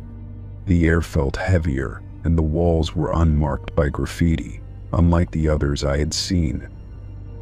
Curious, I followed the corridor, my fingers trailing along the faded floral wallpaper.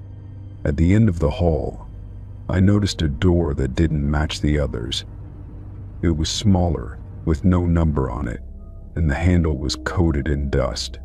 I hesitated before pressing against it, feeling a strange resistance before it finally gave way. Inside, the room was dimly lit, the only source of light coming from a cracked mirror on the far wall. The space was almost bare except for a single chair positioned directly in front of the mirror. The air smelled musty, thick with something unplaceable. Stepping further inside, I felt an inexplicable unease settle over me. The mirror was old, its surface marred by a long, jagged crack running down the middle. Despite the damage, it reflected the room clearly, at least at first glance. I stepped closer, studying the reflection, and that was when I noticed it. Something was off.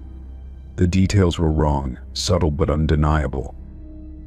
The chair in the reflection was slightly turned when, in reality, it remained perfectly straight. The crack in the mirror twisted in a direction that didn't match. Even the walls had differences, faint patterns in the peeling wallpaper that didn't exist behind me. A chill crawled up my spine and I took a step back. I turned to examine the real room, trying to find the inconsistencies. Everything seemed normal, yet my eyes kept drifting back to the mirror. The longer I stared, the more unsettling it became. My reflection stood there, frozen, though I was sure I had moved. I lifted my hand slightly, testing, and relief washed over me when my reflection followed. Then I saw it movement in the mirror that wasn't mine. It was small at first, a shift in the shadows near the chair. My pulse quickened as I strained to see, convinced that something was lurking just outside my line of sight. The cracked glass seemed to ripple as if something behind it was pressing forward. A low creak sounded from the chair, though I hadn't touched it. My breath caught as I turned toward it, my pulse hammering in my ears. It was still empty, yet I couldn't shake the feeling that something had just been there. The mirror confirmed it within the reflection. The chair was occupied. A dark figure sat in the chair, its back to me, unmoving. My chest tightened, and my hands clenched into fists at my sides. I wanted to believe it was just a trick of the broken glass, but the figure was unmistakable. It sat there, shoulders hunched, its head tilted slightly as if listening. I swallowed hard, stepping away from the mirror, but my reflection remained where it was. The version of me in the glass didn't back away, it stood frozen, its eyes locked onto mine. My breath grew shallow as I glanced back at the chair. It was still empty, yet the air around it felt different, heavier. A whisper, barely audible, drifted through the room. It didn't come from behind me. It came from the mirror. My reflection's lips were moving, though I wasn't speaking. The words were garbled, distorted like a voice coming through an old radio. I couldn't make them out, but they sent an icy dread through me. The figure in the chair shifted slightly, its head beginning to turn. I staggered back, my entire body screaming at me to run. My reflection still hadn't moved, its eyes locked onto mine with an eerie, knowing stillness. The whispering grew louder, an urgent hiss that made my skin crawl. Then, in the mirror, the figure stood up. The chair in the real room didn't move, but its reflection showed it scraping against the floor. The figure's shape was wrong, too long-limbed, its movements disjointed. It turned toward the glass, revealing a face I couldn't fully see, blurred, shifting, as though it wasn't meant to be perceived. A deep, suffocating fear overtook me, and I lunged for the door. My hands fumbled with the knob, slick with sweat, as the whispering behind me turned into something else. A low, guttural sound, like laughter twisted into something unnatural. My pulse thundered as I wrenched the door open and stumbled out into the hallway. The air outside the room felt lighter, as if I had just escaped something crushingly dense. I turned back, expecting the door to still be open, but it was shut, just as I had found it. My breathing was ragged, my mind racing with what I had seen. I backed away, needing to put as much distance as possible between myself and that cursed room. As I moved down the hall, a final, terrible realization hit me. The door I had come through had no handle on the outside. There was no way I should have been able to open it. My stomach churned as my mind reeled. The hotel had been abandoned for years. There should have been no reason for that room to exist at all. I didn't stop moving until I was outside, gasping for air. The hotel loomed behind me, its silent halls holding secrets I never wanted to uncover again. Whatever had been in that mirror, whatever had been watching me, had let me go. But deep down, I knew it wasn't finished. The reflection had been wrong, and now I couldn't be sure if the world I had stepped back into was the same one I had left. Story 15. The fire station stood at the edge of town, forgotten by time. The paint on the brick walls had peeled away, leaving patches of exposed stone beneath. The windows were streaked with grime, some of them shattered, while the large garage doors sat rusted and partially open. Weeds grew between the cracks in the pavement, creeping toward the structure like nature reclaiming what had been abandoned. I stepped inside, my footsteps echoing through the empty space. The air was thick with dust, the scent of old wood and rust lingering in the stillness. Rows of lockers lined the walls, their doors ajar, revealing old helmets and tattered jackets still hanging inside. Papers were scattered across the floor, yellowed with age, their ink faded and unreadable. Deeper inside, I found the engine room, where the fire trucks had once been housed. I expected it to be empty, nothing but oil stains and forgotten tools left behind. But as I turned the corner, my breath caught in my throat. A fire truck sat parked in the middle of the bay, its red paint dulled by dust but otherwise untouched. It looked like it had been driven in recently, its tires still clean, its headlights reflecting the faint light from outside. I stepped closer, my fingers brushing against the hood. The metal was cold, but the more I looked at the truck, the more it felt wrong. The dust around it was disturbed, the floor beneath it streaked with fresh tire marks. My heart pounded as I glanced at the driver's side window, half expecting to see someone sitting behind the wheel. But it was empty, the cabin dark and lifeless. A chill crept up my spine as I walked around the truck. The back doors were shut tight, but something about them felt off. I pressed my hand against one, and it gave way slightly, as if someone had recently closed it but hadn't latched it properly. I hesitated, swallowing the lump in my throat, then slowly pushed the door open. The interior was empty, save for an old, crumpled fire hose coiled in the corner. But the air inside smelled different, stale, yet tinged with something faintly metallic. I backed away, suddenly aware of how silent the station had become. The faint creaks and groans of the building had stopped, leaving only the sound of my own breathing. I turned, ready to leave, but then I heard a low, muffled sound coming from the front of the truck. It was barely audible, like a distant murmur, but enough to send a shiver through me. I crept toward the driver's side door and reached for the handle. My fingers hesitated over the metal before I finally pulled it open. The seat inside was covered in dust, but there was something else. A set of keys dangled from the ignition, swaying slightly as if they had just been touched. My pulse pounded in my ears as I reached out and grabbed them. They were warm. A sudden bang echoed through the station, making me jump. I spun around, my eyes darting to the garage doors. One of them had shifted slightly, the metal groaning as it moved an inch downward.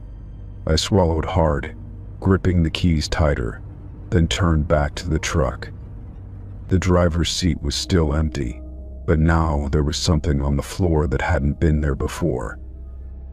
A fireman's helmet, dusty and cracked, sat just beneath the pedals. It hadn't been there when I opened the door. My chest tightened as I slowly reached down and picked it up. The name scratched into the inside lining was barely visible, the letters worn with age. But as I traced my fingers over them, I realized something that made my blood run cold. It was my last name. I dropped the helmet, my breath coming in short, uneven gasps. This wasn't possible. I had never been here before, never had any connection to this place. And yet, the name inside the helmet was unmistakably mine. My hands trembled as I stepped back from the truck, every instinct screaming for me to leave. The moment I turned toward the exit, the overhead lights flickered to life. They buzzed and crackled, casting long, eerie shadows across the walls. The once abandoned station suddenly felt alive, humming with an energy that hadn't been there moments ago. I didn't wait to understand it. I sprinted toward the front door, my footsteps slamming against the concrete floor. As I reached the entrance, I glanced back one last time. The fire truck's headlights were on now, their beams cutting through the dimness, illuminating the empty bay. But the driver's seat wasn't empty anymore. A figure sat behind the wheel, dressed in an old fireman's uniform, its face obscured by darkness. And then, just as I stepped outside, the horn blared a deafening, distorted wail that echoed through the hollow station. I didn't stop running until I was far from the building, my chest burning from the effort. The night air was cool, but my skin was clammy, my mind reeling from what I had just seen. I turned back, expecting to see the station lit up, the fire truck still sitting there. But the lights were off again, the station just as dark and lifeless as before. I never went back, but sometimes in the dead of night I swear I can still hear that horn, distant yet unmistakable. And every time I do, I wonder if something is still waiting for me to return.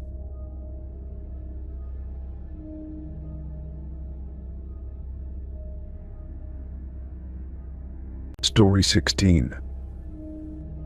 The mansion stood at the end of a long, overgrown driveway, its windows dark and empty. The roof sagged in places, and ivy had begun to reclaim the walls, creeping through cracks and broken window panes. It had been abandoned for decades, yet something about it felt strangely preserved, as if time itself refused to move forward inside. I pushed open the heavy front door, its hinges groaning in protest, and stepped into the stale air. Dust swirled in the beam of my flashlight as I scanned the grand foyer. A chandelier, coated in thick cobwebs, hung precariously above, its crystals dulled with time. The wallpaper had peeled away in large strips, revealing the rotting wood beneath. The house smelled of decay, a mixture of damp wood and something faintly metallic. I made my way up the grand staircase, careful to test each step before putting my full weight down. The banister was carved with intricate details, though many had been worn smooth by years of neglect. My footsteps echoed through the vast space, and I couldn't shake the feeling that I was disturbing something that had long been forgotten. At the top of the stairs, a single door stood ajar, leading to the attic. The air grew colder as I ascended the narrow steps, each creak beneath my feet amplifying the silence around me. The attic smelled of dust and mothballs, and the dim light from my flashlight revealed stacks of old furniture draped in white sheets. The beams overhead were warped, allowing slivers of moonlight to pierce through, casting eerie shadows along the walls. I stepped forward, drawn by an odd sense of familiarity, as though I had been here before. Against the far wall, a collection of old portraits leaned haphazardly, their gilded frames dulled by dust and grime. I wiped away the layer of filth from one, revealing a stern-faced man in formal attire, his dark eyes cold and unyielding. Another painting showed a woman in an old-fashioned gown, her expression neutral yet strangely lifelike. The largest portrait in the center depicted an entire family, mother, father, and 3 children, all dressed in somber black. I tilted my flashlight, scanning their faces. Their eyes seemed almost too realistic, capturing something unnatural, something that made my stomach twist. My gaze lingered on one of the children, a young girl seated at the edge of the portrait. At first, she appeared to be staring straight ahead like the others, her face blank and distant. But as I leaned in closer, my breath caught in my throat. Her head had turned slightly, her gaze now locked onto mine. I stumbled back, my pulse hammering in my ears. My flashlight trembled in my grip as I aimed it at the portrait again, trying to convince myself I had imagined it. The rest of the family remained as they were, frozen in time, but the girl's painted eyes bore into me, filled with something I couldn't name. I blinked rapidly, willing the illusion to break, but the feeling of being watched only grew stronger. A soft creak echoed behind me, and I whirled around, scanning the attic. The furniture stood undisturbed, covered in their ghostly sheets. The silence pressed down on me, thick and suffocating, as if the very air had grown heavier. I swallowed hard, turning back to the portrait, only to find that the girl's face had changed again. She was no longer looking at me, her gaze had shifted downward, toward my feet. A chill ran down my spine, and I took an unsteady step back. My foot hit something solid, and I froze, my breath catching in my throat. Slowly, I turned my flashlight downward, illuminating the dusty floorboards beneath me. A small, child-sized footprint had appeared in the dust directly behind me. My heart pounded as I swung the beam around, searching the shadows, but there was no one there. The floor creaked again, this time closer, the sound impossibly deliberate. I turned and bolted toward the attic door, gripping the rusted handle and yanking it open. The stairs seemed steeper now, darker, as if the house itself had shifted in my absence. My pulse raced as I descended, taking the steps two at a time, desperate to put distance between myself and whatever lingered in the attic. The moment I reached the second floor, the door to the attic slammed shut behind me with a force that shook the walls. Dust rained down from the ceiling, and the silence that followed was deafening. I stood frozen in place, my breath coming in short, panicked gasps. The house was different now, colder, more oppressive. It felt like something had woken up. I forced myself to move, my hands shaking as I gripped the banister and hurried down the staircase. Shadows stretched unnaturally along the walls, shifting as if they had a life of their own.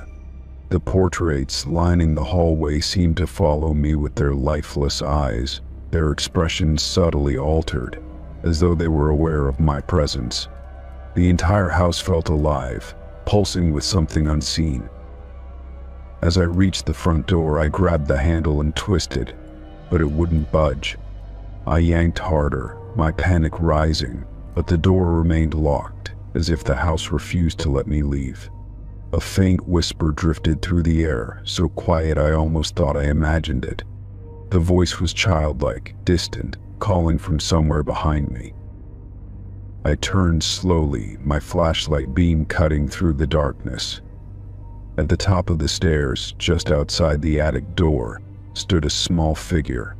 The girl from the portrait.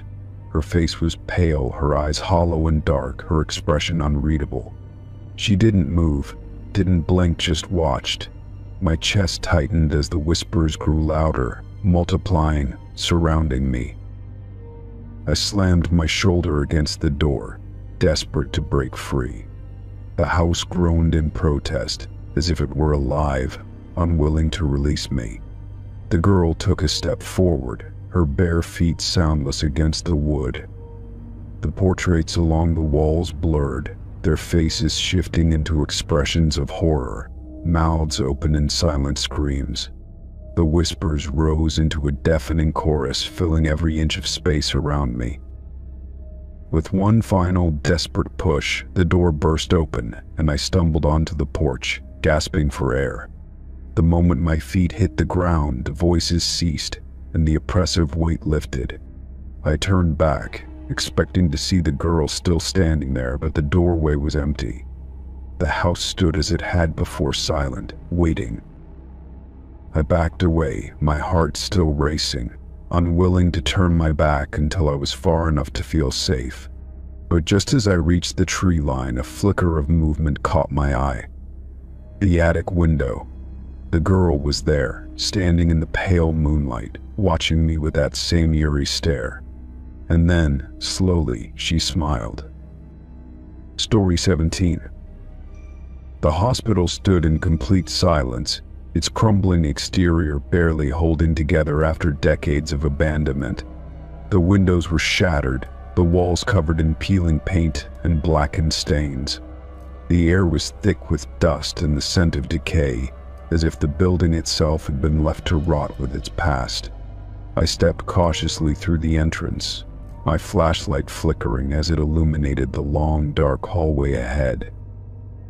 The corridors were lined with rusted gurneys and overturned wheelchairs, their wheels frozen in place by years of neglect.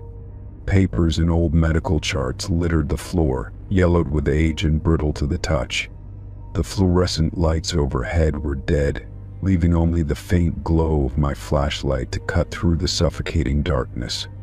Each step I took sent echoes through the empty halls, making it feel as if something unseen was moving just out of sight. I turned a corner and found myself in what must have once been an examination room. The walls were lined with shelves filled with dusty bottles and broken medical instruments. An old operating table sat in the center, its leather straps cracked and curled at the edges. The sight of it sent a chill down my spine, as if the remnants of past procedures still lingered in the air. As I stepped deeper into the room, a metallic creaking sound echoed from somewhere nearby. I froze, my breath catching in my throat as I strained to listen. The noise had come from behind a closed door at the far end of the room. It was a slow, deliberate sound, like something heavy shifting, like someone moving. My fingers tightened around my flashlight as I moved toward the door, my heartbeat pounding in my ears. The handle was cold beneath my palm, coated in a fine layer of dust. I hesitated, every instinct telling me to turn back, but curiosity pushed me forward. Slowly, I twisted the knob and pushed the door open.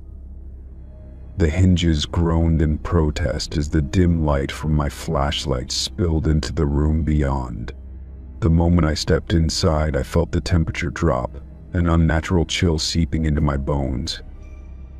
The room was small, cluttered with rusted IV stands, broken monitors, and scattered medical tools. The air was thick with the scent of iron, strong enough to make my stomach churn. My flashlight trembled slightly in my grip as I lowered it to the floor. A dark stain stretched across the cracked tiles, thick, glistening, and unmistakably fresh blood. I took a step back, my breath hitching as I tried to make sense of what I was seeing. The hospital had been abandoned for years. There shouldn't have been anything fresh left inside. Yet the blood was wet, pooling in irregular streaks as if something or someone had been dragged across the floor. My eyes followed the smear until it disappeared beneath an old metal cabinet in the corner of the room. The silence felt heavier now, pressing down on me like a weight. My flashlight flickered slightly as I edged closer to the cabinet, each step slow and deliberate. The blood led directly beneath it, pooling in a way that suggested something had been hidden there. I swallowed hard, my fingers tightening around the flashlight as I crouched down. The shadows beneath the cabinet seemed impossibly dark, as if they stretched deeper than they should. A faint sound broke the silence, a wet, rasping breath. My entire body tensed, my pulse hammering against my ribs. It was coming from inside the cabinet. I reached out, my hand trembling as I grasped the edge of the rusted metal. Slowly, I pulled the cabinet forward, revealing the space behind it. The moment the gap widened, the sound stopped, replaced by an eerie stillness that made my skin crawl. Nothing was there. The blood trailed off abruptly, as if whatever had been bleeding had simply vanished. My breath came in short, shallow gasps as I scanned the empty space, my mind struggling to process the impossible. I could still feel it, the presence of something unseen lingering just out of reach. The walls of the room felt closer now, as if they were pressing inward, suffocating me. A sudden bang shattered the silence, coming from the hallway outside. I jerked upright, my flashlight whipping toward the door. The sound had been loud, deliberate. I could feel the weight of unseen eyes watching me, an oppressive force filling the room. My survival instincts screamed at me to leave, to get out before whatever was lurking in the shadows decided to show itself. I bolted from the room, my footsteps slamming against the tiles as I rushed down the hallway. The abandoned hospital stretched around me, its darkened corridors twisting into an endless maze. The exit felt impossibly far, every doorway I passed brimming with unseen horrors. Behind me, I could hear it, the faint, dragging sound of something following, slow and patient. My breath burned in my lungs as I turned a corner, nearly colliding with a toppled gurney. I scrambled past it, my flashlight bouncing wildly as I searched for a way out. Ahead, I saw the faint glow of moonlight spilling through the broken entrance doors. Relief surged through me as I sprinted toward them, not daring to look back. Just as I reached the exit, a whisper brushed against my ear, so close it sent a shock of cold terror through me. It was soft, almost amused, a voice that shouldn't have been there. "You're not supposed to be here." I staggered forward, my pulse thundering as I burst into the open air. The moment I crossed the threshold, the hospital fell silent once more, as if it had never been disturbed. I didn't stop running until I reached my car, my hands shaking as I fumbled for the keys. The engine roared to life and I sped away, refusing to look back at the towering silhouette of the hospital in my rearview mirror. Even as I put miles between myself and that place, I could still feel it, the weight of something unseen lingering just beyond my vision. I had entered that hospital alone, but I wasn't sure if I had left the same way. Story 18. The amusement park had been abandoned for decades, left to decay under layers of rust and creeping vines. I had heard stories about it as a child, whispers of a place that had once been full of life before something caused it to shut down overnight. Curiosity had always tugged at me, but it wasn't until today that I finally decided to see it for myself. The entrance was still intact, though the sign above it was too weathered to read. Stepping inside, I felt an eerie stillness settle over me, as if the park itself was holding its breath. Rides stood frozen in time, their structures warped by years of neglect. A carousel sat motionless in the distance, its horses chipped and faded, their eyes blank and lifeless. The air smelled of damp wood and rusting metal, the remnants of a place long forgotten. I walked further in, my footsteps echoing against the cracked pavement. The silence was almost suffocating, broken only by the occasional creak of metal shifting in the wind. I spotted a row of game booths with their prizes still hanging, now nothing more than decayed remnants of stuffed animals. There was no sign of life, no indication that anyone had been here in years. At the center of the park, I found an old ticket booth, its glass cracked and streaked with dirt. Inside, an ancient ticket machine sat covered in dust, the buttons worn smooth from years of use. I leaned over the counter, peering inside, expecting nothing more than a relic of the past. But as I touched the machine, it hummed to life with a faint mechanical whir. I took a step back, watching as the machine flickered, its dim screen displaying something impossible. My name appeared, printed in blocky letters, along with the exact time I had entered the park. A soft clicking sound followed, and a ticket slid out from the slot below. My hand shook as I reached for it, my mind struggling to process what had just happened. The paper felt crisp, as if freshly printed, despite the dust that coated everything else. My name was clearly typed on the ticket, along with a date that I knew was today. The time was exact down to the minute, matching the moment I had stepped through the entrance. A chill ran through me, my instincts screaming that something was terribly wrong. I glanced around, suddenly feeling exposed, as if something unseen was watching me. The park had been abandoned for years, yet the ticket machine had worked perfectly, as though it had been expecting me. I stuffed the ticket into my pocket, my pulse quickening as I debated whether to leave. But some unseen force seemed to pull me forward, deeper into the park. My steps felt heavier now, each one filled with hesitation as I moved past more forgotten attractions. A Ferris wheel stood still in the distance, its rusted frame groaning softly in the wind. I passed a row of bumper cars, their paint chipped away to reveal bare metal underneath. The further I went, the more I felt like I was walking into something I couldn't escape. The sound of faint laughter echoed through the air, distant yet unmistakable. I stopped in my tracks, my breath catching as I turned toward the sound. It had come from the carousel, the one I had seen earlier, but now it was moving.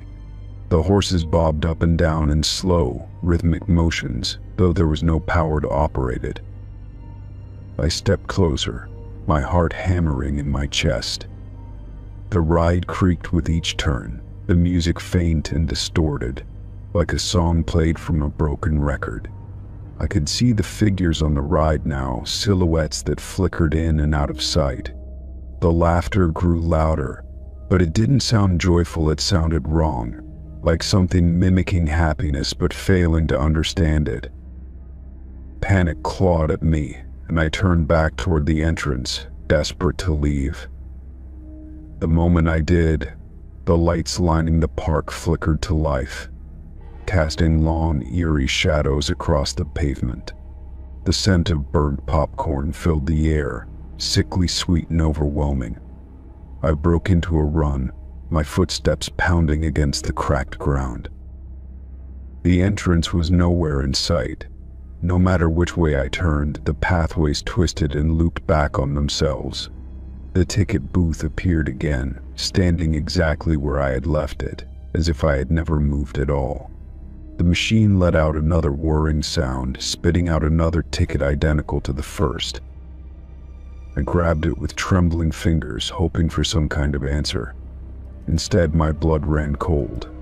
The time printed on the ticket was a few minutes into the future, counting down to something unknown. A low, mechanical click sounded from behind me, followed by the slow grind of rusted gears turning. I turned around, my breath hitching as I saw the Ferris wheel moving. The seats swayed gently, as though passengers were boarding, though none were visible. A voice crackled through unseen speakers, distorted and distant. "The park is now open," it announced, the words sending a jolt of terror through me. The laughter returned, this time closer, surrounding me from every direction. Shadows danced along the edges of the rides, shifting and moving in unnatural ways. My hands clenched around the tickets as I stumbled backward, my mind racing for a way out. But no matter which way I turned, the park only seemed to grow larger, stretching far beyond its original boundaries. A figure stepped out from the shadows, their face obscured by the flickering lights.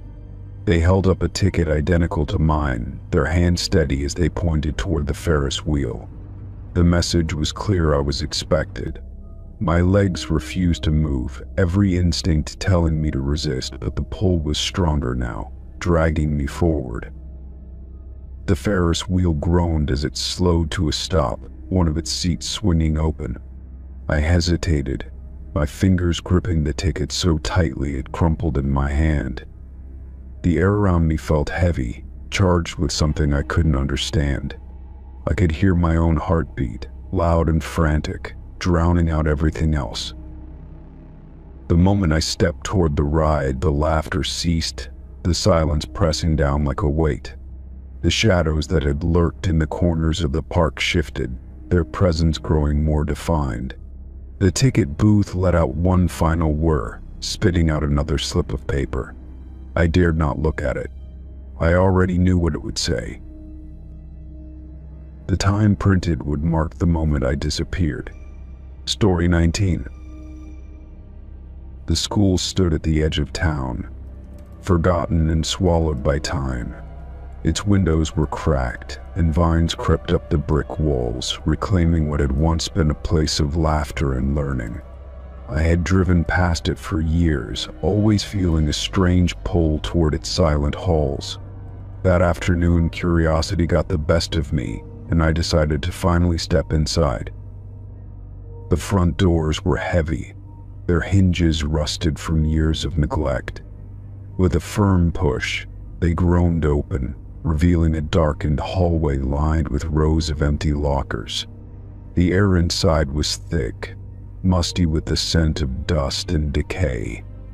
Faint rays of sunlight filtered through shattered windows, casting long, jagged shadows on the tile floor. I took slow steps forward, my shoes echoing through the silence. The school had been abandoned for decades, yet something about it felt preserved, as if the echoes of the past still lingered within the walls. Posters hung in tatters, their messages of school pride and anti-bullying campaigns now faded and unreadable.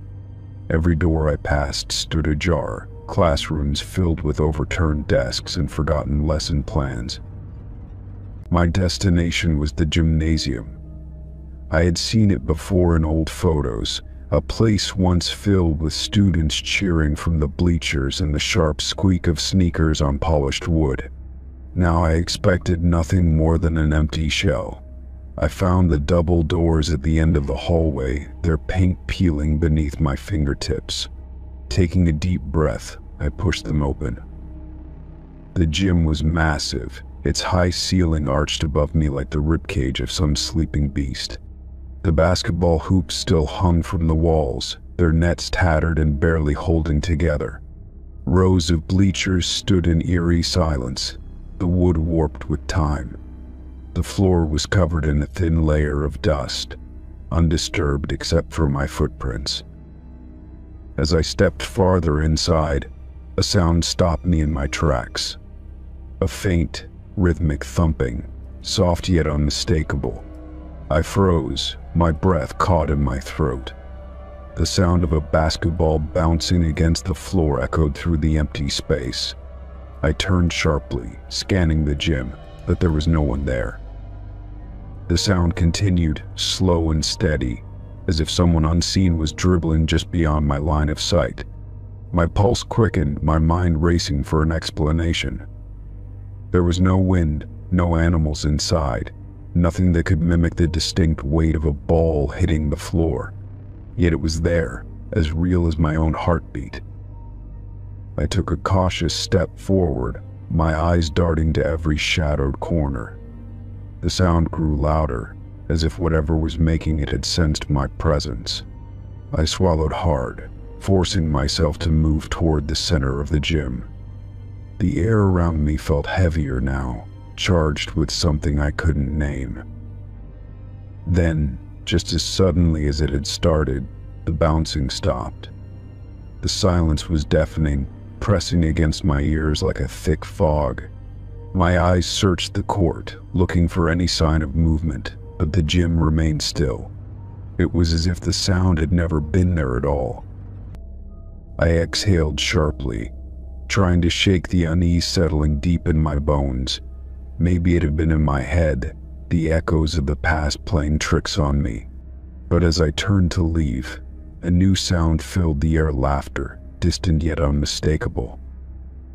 It came from above, from the empty bleachers. A soft chuckle, followed by the rustling of unseen footsteps. My body tensed, every instinct telling me to run, but some part of me needed to know, needed to see. I forced myself to look up. The bleachers stretched high into the shadows, but nothing moved.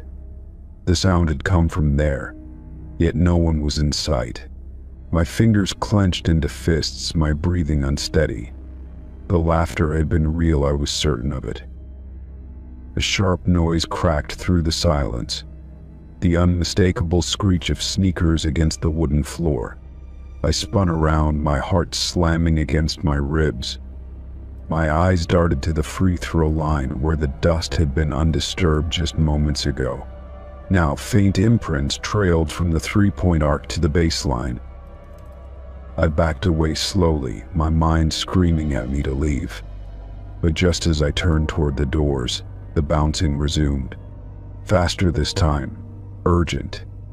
The sound echoed from all directions like dozens of unseen players moving across the court. My chest tightened, panic clawing at the edges of my thoughts. The gym lights flickered, their dim glow struggling against the weight of the darkness. Shadows stretched unnaturally along the walls, shifting as if they were alive. The laughter grew louder, overlapping voices that faded in and out like a distorted radio signal. My hands trembled as I reached for the door handles. A cold metal met my palm, but when I pulled, the doors wouldn't budge. My breath came in sharp gasps, my heartbeat pounding in my ears. The bouncing grew erratic now, drumming like a storm against the floor. It was all around me, invisible figures playing a game I couldn't see. Then, all at once, it stopped. The silence was thick, suffocating. I stood frozen, gripping the door handle with all my strength. And then, a whisper so close it sent a chill down my spine. "You're late for the game." A sharp bang rang out as the door suddenly gave way, sending me stumbling backward into the hallway. I hit the ground hard, gasping for air. The gym doors swung shut behind me with a final, resounding thud. I scrambled to my feet, my legs weak beneath me. I didn't look back as I sprinted down the hall, past the decaying lockers and abandoned classrooms. The school felt like it was watching me, its walls holding secrets I was never meant to uncover. By the time I burst through the front doors and into the fading daylight, my lungs burned, my hands shaking.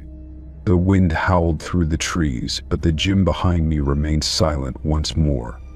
I turned back only once, just long enough to see the faint outline of a basketball rolling slowly across the gym floor, as if someone had just let it go. Story 20. The mansion had been abandoned for decades, its once grand exterior now a crumbling relic of the past.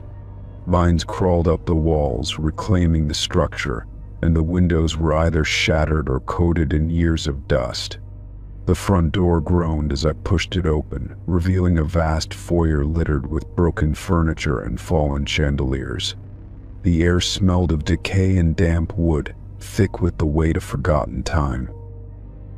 I had heard the stories about this place, the whispered rumors of strange happenings and people who never returned.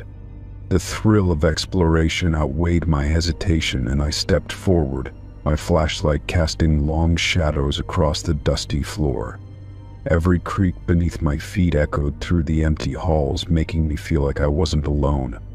The deeper I ventured, the heavier the silence became, as if the house itself was waiting. Most of the rooms were in complete disarray, their furniture covered in thick sheets of dust, some pieces overturned as if someone had left in a hurry. The wallpaper peeled in long, curling strips, revealing the bare, rotting wood beneath. Despite the mansion's decay, I couldn't shake the feeling that something here remained untouched, preserved in time. It was that thought that led me to search for the basement. I found the door at the end of a long hallway, nearly hidden beneath layers of grime and cobwebs. It took some effort to pry it open, the old wood groaning in protest. A cold draft rose from the darkness below, carrying with it the scent of damp stone and something faintly metallic. My flashlight flickered as I descended, each step sending a hollow echo through the underground chamber. The basement was vast, lined with wooden beams that looked close to collapse. Shelves filled with dusty jars and rusted tools lined the walls, remnants of a time when this place was still alive. I swept my flashlight across the room, my breath hitching when I spotted a single door at the far end. Unlike the rest of the basement, this door was intact, its surface eerily free of dust.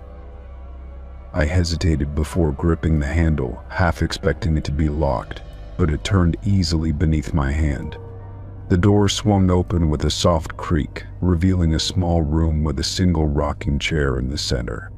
The chair was made of dark wood, polished and well-maintained, completely out of place in the otherwise decrepit surroundings. The moment my light landed on it, it began to move. The motion was slow at first, as if stirred by an unseen breeze, but there was no wind in this basement. My breath caught as the chair rocked forward, then back, a deliberate movement that sent chills down my spine. It was as if someone had just stood up and left, the warmth of their presence lingering in the air. I stepped closer, feeling the temperature drop with each hesitant movement. The room was silent except for the rhythmic creaking of the chair. I forced myself to reach out, my fingers brushing against the wood, which was cold to the touch.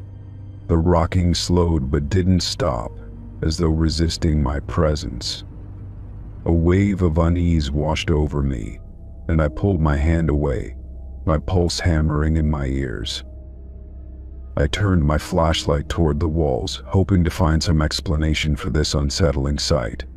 The walls were bare except for deep scratches near the floor, as though someone had clawed at the wood in desperation.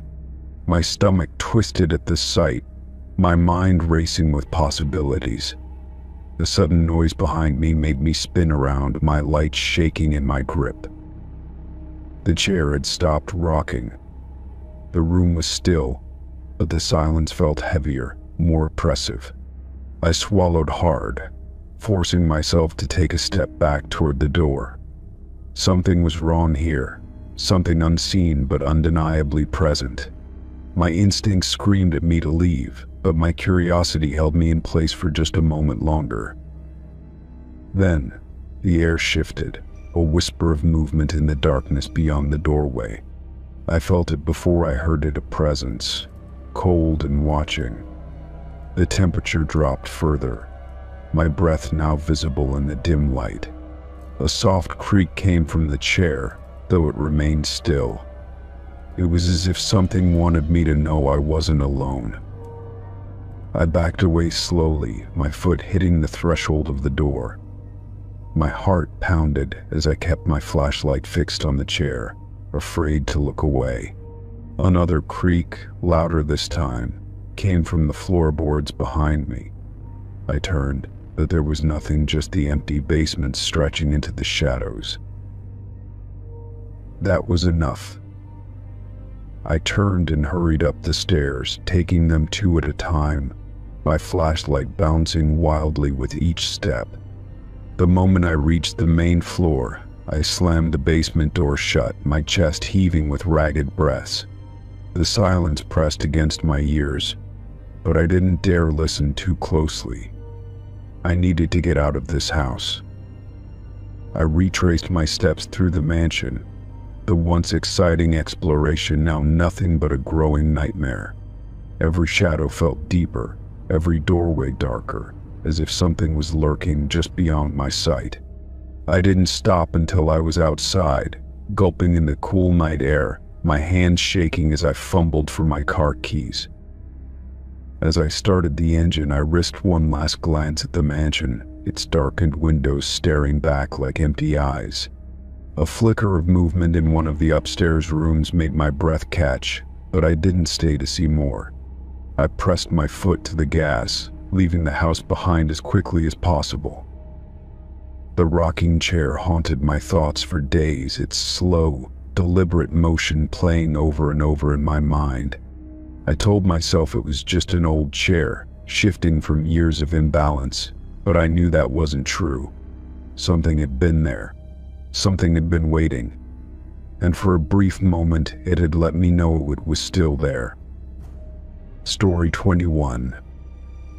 The factory had been abandoned for years, its exterior rusted and crumbling, windows shattered and gaping like empty eyes. I had driven past it countless times, always meaning to check it out, but never quite finding the time. That evening, curiosity got the better of me, and I slipped through a gap in the chain-link fence, stepping onto the cracked pavement leading to the main entrance. The heavy steel doors were slightly ajar, as if inviting me in. Inside, the air was thick with dust and the scent of old metal, the kind that clung to the back of your throat. My footsteps echoed as I moved through the vast, empty space, weaving between rusted machinery and piles of debris. Light filtered through broken windows, casting long shadows across the floor. Pieces of old paperwork lay scattered, some still clinging to desks that had long since lost their purpose. The deeper I went, the more unsettling it became. Every corner I turned revealed more decay, more evidence that this place had been forgotten. Yet something felt off, like I wasn't as alone as I thought. I brushed the feeling aside and pressed on, pushing open another set of double doors that led to a narrow hallway. At the end of the hallway, I found a room that made me stop in my tracks. Unlike the rest of the factory, it was spotless. No dust, no debris, no signs of age. The concrete floor gleamed under the dim light, the walls free of grime. It was as if someone had been maintaining it, keeping it pristine while the rest of the building rotted away. My stomach tightened as I took a slow step inside, my shoes scuffing against the floor. The room was empty except for a single wooden chair positioned neatly in the center. The air smelled different here, not like dust and rust, but something faintly chemical, sterile. It didn't make sense. Then I noticed the footprints. Fresh, distinct prints in the dust just outside the door, leading into the room. My pulse quickened as I followed them with my eyes tracking their path. They stopped at the chair. There were no prints leading back out. Whoever had walked in here had either vanished or was still inside. I swallowed hard, my hands tightening into fists as I scanned the empty room. The silence pressed against my ears, thick and suffocating. My instincts screamed at me to turn around, to leave before I discovered something I didn't want to find. But I took another step forward, drawn by the impossibility of what I was seeing. I reached out hesitantly, running my fingers along the surface of the chair. The wood was smooth, polished, unlike anything else in the building. It had been placed here deliberately. My mind raced through possibilities. Was this some kind of meeting spot? A hideout? But why keep only one room clean? A sudden noise made me freeze. It was faint, a whisper of movement just outside the door. My breath caught in my throat as I turned my head sharply, expecting to see someone standing there. The hallway was empty, but the air had shifted, like someone had just been there a second ago. I strained my ears, waiting, but the factory remained silent. I took a step back toward the door, my body on high alert. Every instinct told me to leave now, to get as far from that room as possible. But before I could move, something new caught my eye, something I hadn't noticed before. The footprints outside the room. They weren't mine. My heart pounded as I glanced down at my own shoes, then back at the prints. They were different, larger, heavier, and the dust around them hadn't been disturbed by my own movements. Someone else had walked this path recently, someone who wasn't me. I turned quickly, scanning the hallway again, my breath coming in short, sharp gasps. My flashlight flickered as I swung it toward the far end of the corridor, expecting to see someone lurking in the shadows. But there was nothing. Only the same broken walls and peeling paint stretching into the darkness. I needed to leave. Now. My skin crawled as I stepped away from the room, my footsteps light, careful. I felt exposed, vulnerable, like I was being watched. My ears strained for any sound, any sign of movement, but all I could hear was the rapid thudding of my own heartbeat. Just as I reached the main entrance, a sound stopped me in my tracks. It was soft, almost imperceptible, but it came from inside the factory. A single creak, like the shifting of weight on an old floorboard. It came from the hallway I had just left. I turned, my flashlight shaking slightly in my grip. The door to the pristine room was closed. I hadn't touched it. I hadn't heard it move, but it was shut, as if it had never been open, as if someone or something had quietly sealed it behind me. A sharp spike of adrenaline shot through me, and I bolted for the exit, not daring to look back. My legs carried me across the cracked pavement, through the gap in the fence, and straight to my car. My hands fumbled with the keys as I threw myself inside, locking the doors behind me. I sat there for a long time, staring at the factory, waiting to see if someone would emerge. But nothing did. The building remained silent, motionless, as if it had swallowed whatever had been inside. I never went back. Even now I can't explain what I saw. That room should not have been clean. Those footprints should not have been fresh. And that door should not have closed on its own. Story 22. The theater stood at the end of an abandoned street, its once grand marquee now rusted and empty. Vines crept along the crumbling facade, winding their way into the cracks of the stone. The entrance doors were slightly open, revealing only darkness beyond. The air smelled of damp wood and decay, a scent that thickened as I stepped inside. The lobby was frozen in time, its faded red carpet covered in dust and fallen plaster. A broken chandelier hung above, swaying slightly despite the still air. Rows of ticket booths lined the walls, their glass shattered, leaving jagged edges that caught the dim light. Posters of long-forgotten plays peeled away from the walls, their colors muted and ghostly. I moved cautiously toward the main theater, my footsteps muffled by layers of dust. The doors groaned as I pushed them open, revealing a vast, silent space beyond. Rows of torn velvet seats stretched into darkness, their once plush cushions now tattered. The stage loomed ahead, its heavy curtains drawn back, exposing an empty expanse of worn wooden planks. The moment I stepped forward, the lights flickered to life. A wave of cold air rushed through the room, sending a shiver down my spine. The bulbs above cast a dim, uneven glow, their light struggling against years of neglect. The sudden illumination revealed intricate carvings along the balcony railings, their details still sharp despite the dust.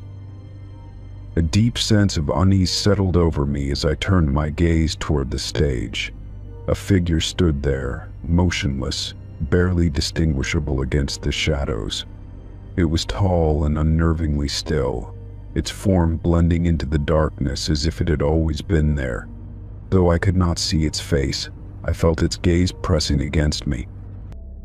My breath caught as the figure shifted slightly, its stance deliberate. The air in the theater seemed to thicken, each breath feeling heavier than the last. The silence was deafening, broken only by the distant creak of settling wood. I wanted to move, to step back, but my feet remained rooted in place. The figure took a slow step forward, the boards beneath it groaning in protest. The dim light barely outlined its shape, revealing no distinct features. A chill ran down my spine as an unseen force pressed against me, urging me to leave. My pulse quickened, a deep sense of dread creeping into my bones. A faint whisper echoed through the theater, though I saw no movement beyond the shifting figure. The sound was distant yet unmistakable, like voices carried on the wind. The lights flickered again, casting the entire room into brief darkness before returning with a dim glow. The figure had moved closer. I took a step back, my pulse hammering against my ribs. The stage remained empty save for the shadowy form, though the air felt thick with unseen movement. The whispers grew louder, weaving together into something almost intelligible. The figure tilted its head slightly, as if studying me. The temperature in the theater dropped, a biting cold seeping into my skin. I turned toward the exit, but the doors were no longer visible, swallowed by darkness. The once familiar space had stretched into something unfamiliar, as if the walls had shifted. My breath came in quick, shallow bursts as the lights flickered once more. When they steadied, the figure was standing at the edge of the stage. Though I still could not see its face, I felt its gaze, heavy and inescapable. The whispers turned into something closer to a low murmur, the sound vibrating through the air. The presence in the room was undeniable now, pressing against me like a thick fog. I forced myself to move, stepping backward toward the row of seats behind me. My foot caught on the torn carpet, and I stumbled, catching myself on an armrest. The figure remained still, but the energy in the air pulsed with something unseen. The lights above flickered violently, casting the room into fractured moments of darkness. The whispering ceased abruptly, replaced by an unnatural silence. The figure took another step forward, the weight of its presence nearly suffocating. I clenched my fists, my body screaming at me to run, yet the exit remained lost in the shadows. The theater was no longer just a place, it was something alive, watching, waiting. The stage lights flickered, casting erratic shadows along the walls. In that brief moment of brightness, I saw something shift in the upper balcony. Another shape lurked there, barely distinguishable against the blackness. My stomach twisted as I realized the theater was not empty, it had never been empty. A distant sound echoed from the rafters like the rustling of fabric against the wind.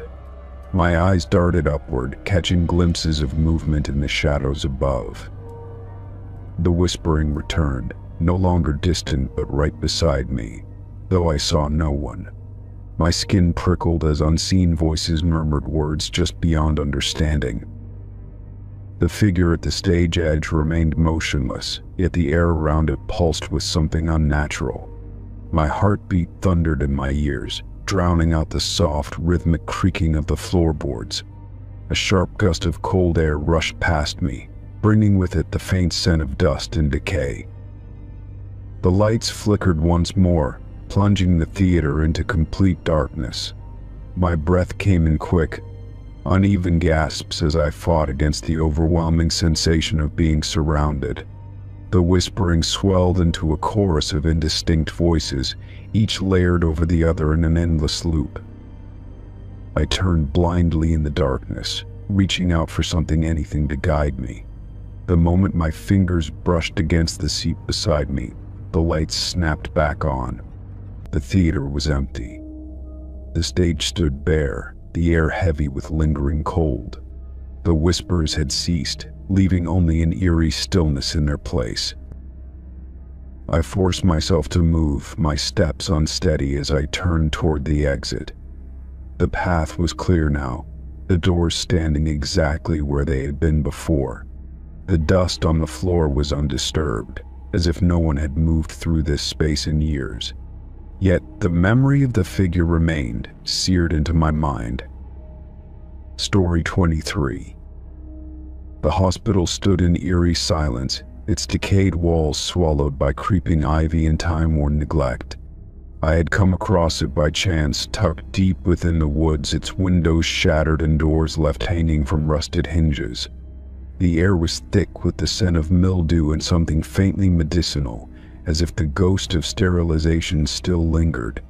I stepped inside, my footsteps muffled by years of dust coating the tiled floor. The hallway stretched endlessly, each doorway leading into a room frozen in time. Rusted bed frames, overturned wheelchairs, and broken medical equipment littered the corridors. Some rooms held faded patient files, their pages brittle and yellowed with age. Others contained remnants of personal belongings, forgotten shoes, decayed blankets, photographs of people whose names had been erased by time. As I wandered deeper, the air grew colder, and an unsettling feeling settled in my chest. The hospital had been abandoned for decades, yet it felt as though I was being watched. Every so often I would pause, listening for movement, but the only sounds were the distant groans of the building settling. Still, I couldn't shake the sensation that something was just out of sight. I turned a corner and found a set of double doors with rusted chains looped tightly around the handles. Unlike the other rooms, this one was locked, its secrets kept hidden for years. My pulse quickened as I examined the rusted links, wondering what was so important that it had to be sealed away. I spotted a fallen metal pipe nearby and wedged it into the lock, twisting and pulling until the chain finally snapped. The doors creaked open, revealing a room much different from the others. Unlike the decayed halls, this space had remained eerily intact, untouched by time. Row upon row of empty beds lined the walls, their white sheets still neatly tucked. The fluorescent lights above flickered weakly, casting a sickly glow over the room. The air was stale, but beneath it was something else, something faintly human. My breath caught in my throat when I saw the bed at the far end of the room. Unlike the others, it was occupied.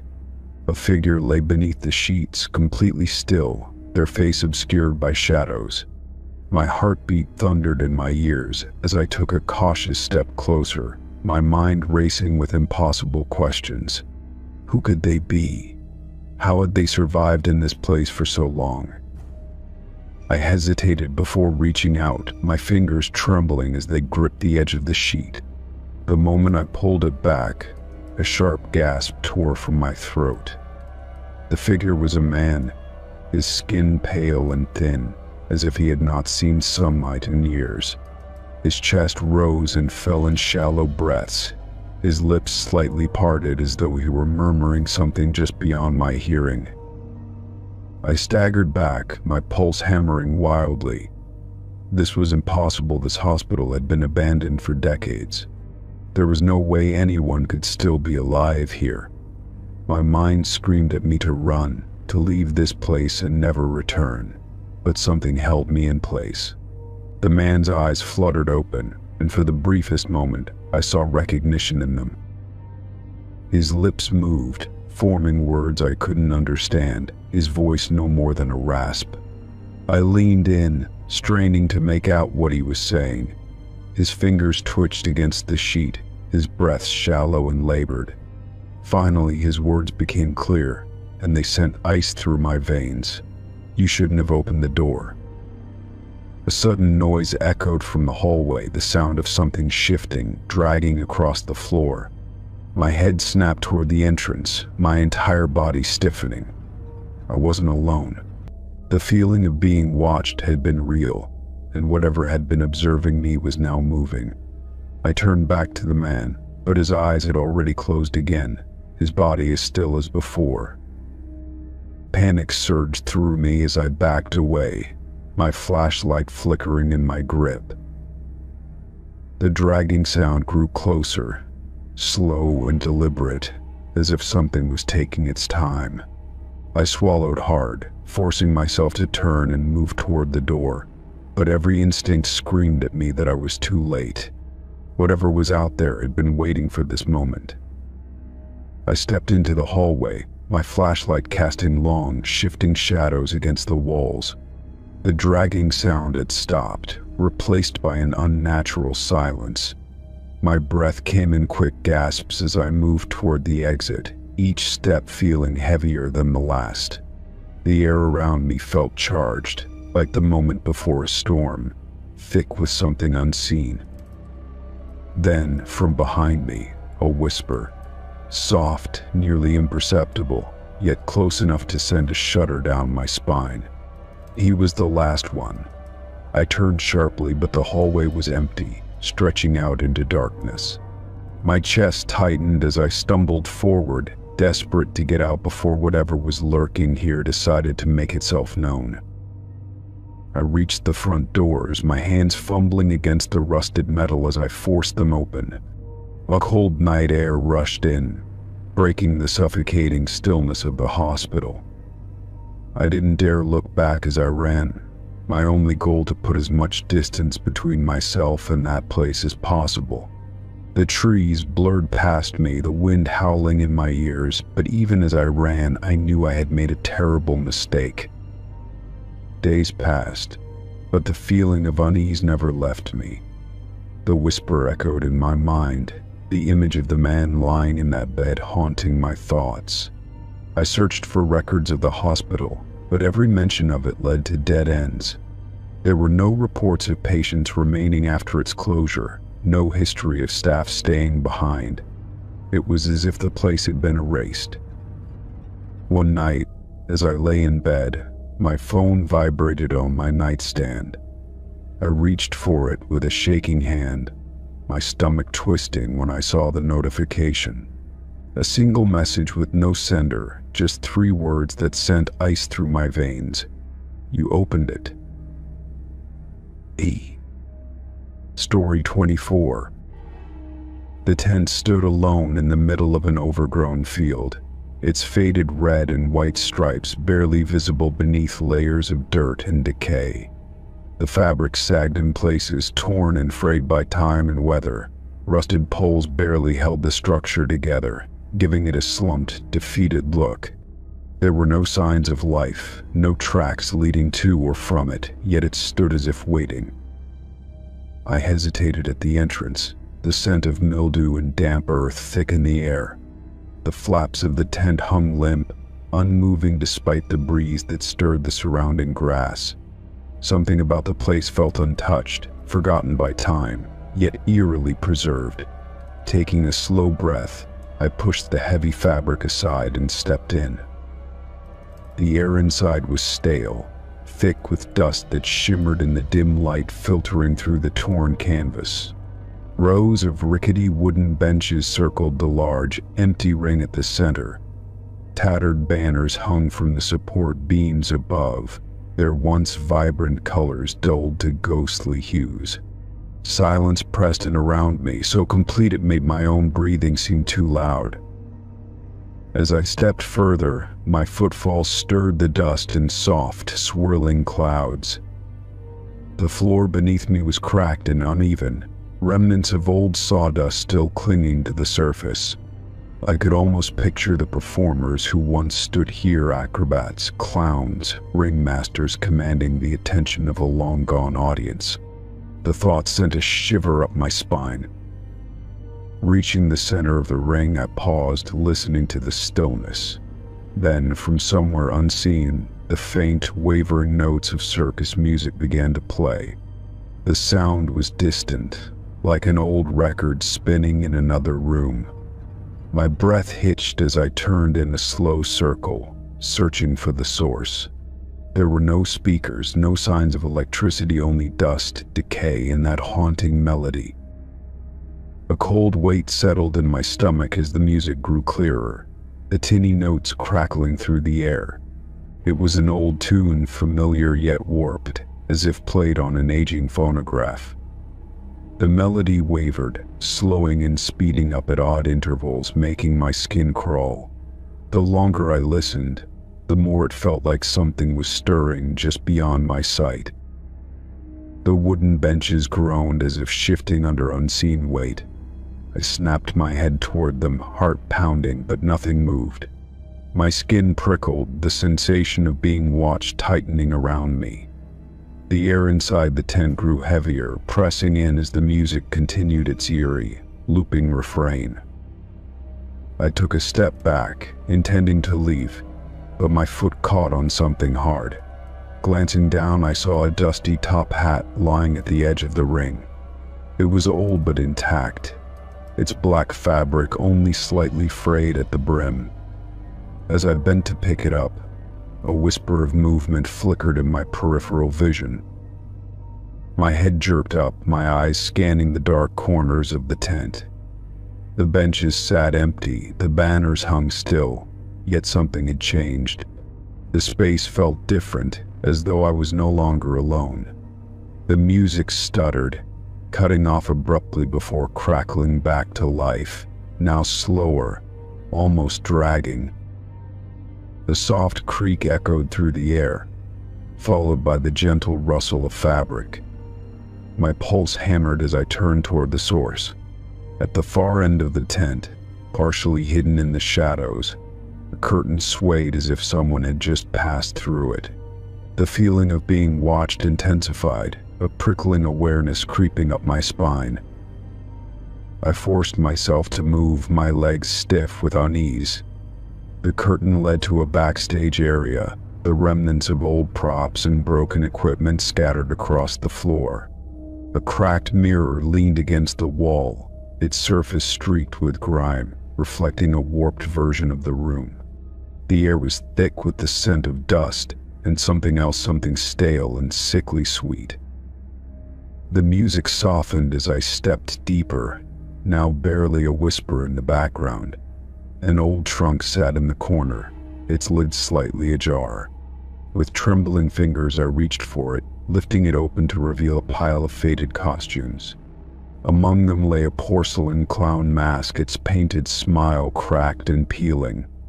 A jolt of unease shot through me as I realized the eyes were hollowed out, empty black voids staring up. A sudden burst of static filled the air, followed by a single, sharp laugh. It was distant, yet it echoed around me as if coming from all directions. My breath caught, my hands tightening into fists as a shadow flickered across the mirror. I spun around, but the room remained empty.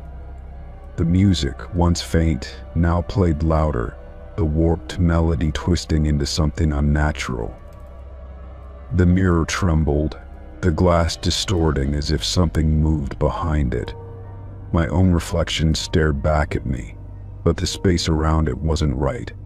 The curtain behind me no longer hung still, it billowed slightly, though no breeze stirred the air. I took a step back, my entire body screaming at me to leave, but my feet felt rooted in place. A whisper brushed against my ear, a breath of cold air that sent a sharp chill down my spine. My reflection in the mirror twitched, just for a second, but I saw it, the slight delay in movement, the almost imperceptible shift in its features. I swallowed hard, refusing to blink, afraid of what might happen if I did. The laughter returned, closer this time, echoing from somewhere within the tent. The music swelled, its tempo increasing erratically, turning into a frenzied, discordant mess. I forced my legs to move, stumbling backward through the curtain and into the main tent. The air felt heavier now, thick with something unseen but undeniably present. The wooden benches groaned again, this time in unison, as if unseen figures had risen from them. Shadows stretched across the ground, twisting in the flickering light. My heart pounded as I ran for the entrance, the music screaming through the air, a chaotic cacophony of distorted notes. Just as I reached the flap, the music cut off abruptly, plunging the tent into a suffocating silence. The air pressed against my skin, cold and unmoving. I didn't stop. I shoved through the fabric, stumbling into the open field, gasping for breath. The night was eerily still, the tent behind me standing in absolute silence. I turned back, my chest heaving, but something was different. The tent looked older now, more decayed, its fabric barely clinging to the skeletal frame. The entrance sagged inward, the wooden poles warped with age. The faintest trace of laughter drifted on the wind, almost lost to the night. I didn't wait. I turned and walked away, my skin still crawling, the silence now more terrifying than the music. As I moved farther from the tent, the air seemed to lighten, but the memory of that laughter, of that twisted reflection, stayed with me. Even now, I can still hear it, sometimes faint, just at the edge of hearing, as if waiting for me to return. Story 25. The house stood deep in the woods, barely visible through the overgrown trees. The windows were dark, hollow sockets, and the wooden steps sagged beneath my weight as I climbed onto the porch. The air smelled of damp wood and decay, as if the house itself had been rotting for years. A gust of wind made the shutters creak, but otherwise the place was unnervingly silent. I pushed the door open, and it groaned on its hinges, revealing a dimly lit hallway. Dust swirled in the air, disturbed by my intrusion, and cobwebs stretched across the corners like forgotten memories. The floor was uneven, littered with fallen plaster and old, brittle leaves. I stepped forward cautiously, my footsteps echoing as if the house were whispering them back to me. The living room was frozen in time, with furniture draped in tattered white sheets. An old fireplace stood against the far wall, its bricks blackened with soot. A broken clock sat on the mantel, its hands stopped at a time long forgotten. The air inside felt heavier than it should have, pressing down on me like an unseen force. I moved toward the kitchen, where the air grew colder. The wallpaper peeled in long, curling strips, revealing the wood beneath. The cabinets were still intact, though covered in grime, their handles rusted over. A lone table stood in the center, its surface coated in a thick layer of dust. Curiosity pulled me toward the cupboards. My fingers hesitated before gripping the handle of the nearest one. The wood felt oddly warm beneath my touch, despite the chill in the air. With a slow creak, I pulled the door open, revealing empty shelves coated in dust. Before I could react, the kitchen door behind me slammed shut with a force that rattled the walls. My heart leaped into my throat as the sound echoed through the empty house. I spun around, my breath catching in my chest. The room was exactly as it had been, except now, the exit was blocked. Then, from the darkness, a voice whispered, low and breathless, "You shouldn't have opened that." A cold shiver crawled up my spine and I froze in place. The voice had come from right beside me, yet there was no one there. My pulse pounded in my ears as I turned back to the cupboard. The shelves were no longer empty. A single, yellowed piece of paper now sat on the middle shelf, as if it had just appeared. With trembling hands, I reached for it. The paper crackled as I unfolded it, revealing faded, uneven handwriting. The words sent a chill straight through me. "Leave while you can." I dropped the note, my breathing unsteady. The walls felt closer, the air heavier, as if something unseen was pressing in on me. I reached for the kitchen door, but it wouldn't budge. The handle was ice cold, my fingers slipping as I tried to turn it. A whisper, closer this time, brushed against my ear. "You shouldn't have opened that."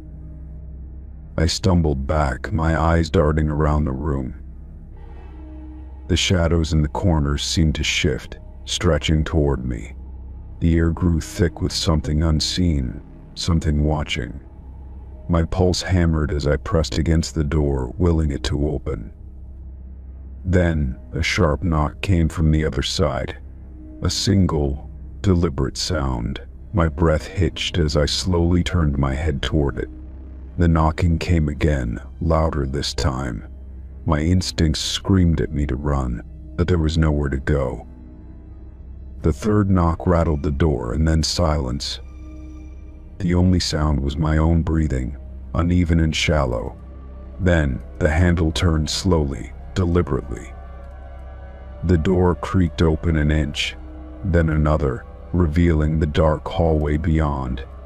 But something was standing there, just outside the threshold. A shape barely visible in the dim light, motionless. My body refused to move as the figure took a slow step forward. The floor groaned beneath it, the sound impossibly loud. I could see nothing of its face, nothing of its form, only darkness where its features should have been. The whisper came again, but this time it came from the figure. "You shouldn't have opened that." I bolted. My body finally obeyed, and I lunged toward the nearest window, shoving aside the decayed curtains. My hands fumbled with the latch, my breath coming in ragged gasps. Behind me, the slow, deliberate footsteps grew closer. The window finally gave way, the glass rattling as I forced it open. I scrambled through, the frame scraping against my back as I tumbled onto the porch. The air outside was thick with the scent of rain and earth, but I didn't stop. I ran. Through the overgrown yard, past the looming trees, not daring to look back. The house remained behind me, silent and watching. But I could still feel it, whatever was inside, whatever had whispered to me, whatever had been standing in that doorway. Even as I reached the safety of my car, my hands shaking as I turned the key in the ignition, I felt it. Something unseen, something just beyond my vision, still watching. The engine roared to life, and I peeled away from the house, gravel crunching beneath my tires. My heart slammed against my ribs as I finally glanced in the rearview mirror. The house was still there, dark and still. But in the upstairs window, a shadow stood motionless, watching me leave. Story 26. The old shopping mall had been abandoned for years, its once bustling halls now empty and coated in dust. Most of the storefronts were either boarded up or shattered, their faded signs barely legible. I walked through the dim corridors, my footsteps echoing unnaturally in the silence. The air smelled stale, thick with dust, and something faintly metallic. Most of the skylights were broken, allowing shafts of moonlight to spill onto the cracked tile floors. Faded posters still clung to the walls, advertising sales and long-gone movie releases. Escalators stood frozen in time, their metal steps rusting, their handrails cracked. I passed by what had once been a food court, now littered with overturned chairs and broken trays. Then, ahead of me, I saw something strange, a store with its lights still on. The sign above the entrance was too faded to read, but the glow from inside was unmistakable. My breath hitched as I stepped closer, peering through the glass doors. The fluorescent lights inside flickered, casting eerie shadows along the shelves. I pushed the door open, and a small bell above it jingled softly. The air inside smelled different from the rest of the mall, carrying a mix of old plastic, dust, and something faintly sweet. Rows of shelves stretched into the dimly lit space, all stocked with items I hadn't seen in years. My chest tightened with a strange, nostalgic pull. The first aisle held stacks of Voss tapes, their covers pristine despite their age. I ran my fingers over them, recognizing childhood movies I hadn't thought about in decades. Next to them, cassette tapes and Walkmans lined the shelves, their plastic cases still factory sealed. A faint, crackling tune played from somewhere deeper in the store, the melody familiar yet unplaceable. Further inside, I found toys from my childhood, action figures still in their boxes, board games that had long disappeared from modern stores. There were racks of clothes identical to the ones I had worn as a kid, their tags yellowed but untouched. It felt impossible, like I had stepped into a place frozen in time. I picked up a toy from the shelf, turning it over in my hands. It was the exact one I had lost when I was 8, down to the tiny scratch on the corner. My throat tightened, a chill creeping up my spine. I set it back down carefully and moved deeper into the store. The aisles twisted in ways that didn't make sense, leading me past shelves of familiar yet forgotten things. An old video game console sat on a display table, its controller coiled neatly beside it. Posters of discontinued cartoons lined the walls, their colors oddly vibrant despite the years. I checked my phone, but there was no signal, no time displayed on the screen. The further I walked, the dimmer the lights became, flickering as if struggling to stay alive. The crackling music played on, warping slightly as though the speakers were giving out. I turned a corner and saw something that made my breath catch, a shelf full of books I remembered from my childhood, every single one in perfect condition. I reached for one, flipping it open. The pages were blank. I grabbed another, my fingers shaking slightly, but it was the same empty pages, no words, no illustrations. A chill ran through me as I stepped back, my eyes scanning the rest of the store. The toys, the clothes, the Voss tapes, everything looked real, but something was deeply wrong. A soft shuffling sound echoed from one of the aisles behind me. My pulse quickened as I turned, but there was no one there.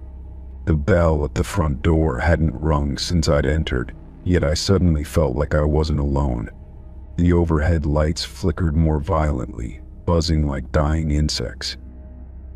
I turned back toward the exit, my movements quick but controlled. The store seemed longer than before, the aisles stretching impossibly far. The sound of footsteps joined the soft shuffling, slow and deliberate. The music crackled and distorted, the once familiar tune warping into something unnatural. I passed by shelves of dolls, their glass eyes reflecting the flickering lights. One of them was turned slightly, its head tilted in my direction. My breath came shallow as I forced myself forward, past racks of jackets that seemed to shift when I wasn't looking. The footsteps grew louder, closing in from behind. I broke into a run, my heart hammering against my ribs. The shelves blurred past me, the store twisting in ways that made no sense. The front counter appeared ahead, but the register was gone, replaced by an old rotary phone, its receiver dangling. The exit was just beyond it, the glass doors slightly ajar. As I neared them, a flicker of movement caught my eye, a figure in the reflection, standing between the shelves. It was too tall, too still, its form barely distinguishable in the dim light. I didn't turn to look. I lunged for the door, pushing through with all my strength. The bell jingled sharply as I stumbled back into the empty mall. The air felt different, thick and heavy, as if I had left something behind. I turned to look back at the store, but the lights were off. The shelves were bare, covered in dust, as if nothing had been there in years. My breath came in shaky gasps as I backed away, my mind struggling to process what had just happened. The flickering glow was gone, and the air inside the store was stagnant, untouched. It was as if it had never been open. I turned and walked away quickly, my footsteps the only sound in the empty corridors. The mall stretched endlessly ahead of me, the way out seeming farther than before. I reached for my phone again, but the screen was still blank. As I neared the exit, I risked one last glance over my shoulder. The store remained dark, but something had changed. A single object sat in the center of the counter, something that hadn't been there before. A small, faded toy, the one I had lost as a child, perfectly placed, waiting for me. Story 27. The warehouse loomed ahead, its rusted metal frame barely holding together against time. The windows were shattered, jagged glass catching the last hints of sunlight as I stepped inside. Dust swirled in the air, disturbed by my movements, and the scent of damp wood and decay filled my lungs. The floor was littered with debris, splintered crates, broken machinery, and discarded papers brittle with age. The silence inside was thick, pressing against my ears as I moved deeper into the building. My footsteps echoed, bouncing off the high ceilings and distant walls, making it sound as if someone else was moving alongside me. The skeletal remains of old conveyor belts stretched across the vast space, their rusted chains swaying slightly, as if caught in a non-existent breeze. Faint graffiti covered the walls, but most of it was illegible, faded with time and neglect. As I walked toward the far end of the warehouse, my eyes caught something unusual on the floor. Unlike the random scuffs and stains that covered the concrete, this was deliberate, a symbol carved directly into the surface. The lines were sharp and deep, forming an intricate pattern that seemed too precise to be the work of bored vandals. A strange unease settled in my chest as I crouched down, my fingers hovering just above the etched design. A chill ran through me as soon as my fingertips made contact with the symbol. It wasn't just the cold of the concrete, it was something deeper, something unnatural. My breath hitched as a prickling sensation crawled up my spine, as if unseen eyes had just turned toward me. The air in the warehouse suddenly felt heavier, pressing against my skin in a way that made my instincts scream to leave. I yanked my hand away, my heart pounding, but the feeling didn't fade. Instead, a low vibration thrummed beneath my feet, like the distant rumble of machinery coming to life. The symbol remained motionless, yet I couldn't shake the feeling that I had triggered something buried beneath the surface. I scanned the room, my pulse racing as I searched for any sign of movement, but the warehouse remained still. A soft whisper echoed through the vast space, too faint to make out but distinct enough to freeze me in place. It wasn't the wind, nor the settling of the building, it was something else entirely. My breath came shallow as I turned, expecting to see someone standing in the shadows, but there was nothing. Only the vast emptiness of the warehouse stretched before me, yet the sensation of being watched refused to fade. A sudden metallic clang shattered the silence, making me jump. The sound had come from the upper level, where rusted catwalks crisscrossed the ceiling. My eyes darted upward, flashlight beams sweeping across the corroded railings and skeletal remains of old equipment. Something had moved up there, but I saw no sign of life. My gut twisted, telling me to leave, but something kept me rooted in place. The air grew colder, and I noticed the dust in the warehouse had stopped swirling. It was as if the entire space had fallen into an unnatural stillness. I swallowed hard, forcing myself to step away from the symbol, but with every movement, the sensation of unseen eyes grew stronger. My footsteps felt too loud, the sound ricocheting off the walls in an unnatural echo. Another noise broke the silence this time, the slow creak of metal bending under weight. I turned just in time to see something shift on the far side of the warehouse, beyond the broken machinery and rusted beams. A shadow moved, but its form was indistinct, blending too seamlessly with the darkness. My skin prickled as I took a cautious step backward, my every nerve screaming that I was no longer alone. The symbol on the floor pulsed faintly, a shimmer barely visible in the dim light. I had seen no light source, yet the carved lines seemed to glow for the briefest of moments before fading again. The whispering returned, closer this time, threading through the stale air in a language I couldn't understand. My throat tightened, fear settling deep in my chest as I realized I had to get out. I turned and ran, my footsteps slamming against the concrete as I made a beeline for the entrance. The warehouse stretched around me, its emptiness feeling vast and suffocating at the same time. Shadows twisted in the corners of my vision, flickering like they were shifting to follow my movement. The exit was just ahead, but with each step, the sensation of something behind me grew stronger. Just as I reached the doorway, the temperature plummeted, and my breath left my lungs in a visible cloud. A force slammed into my back, invisible yet powerful, sending me stumbling forward. My hands caught the rusted metal frame of the doorway, my body half inside and half out.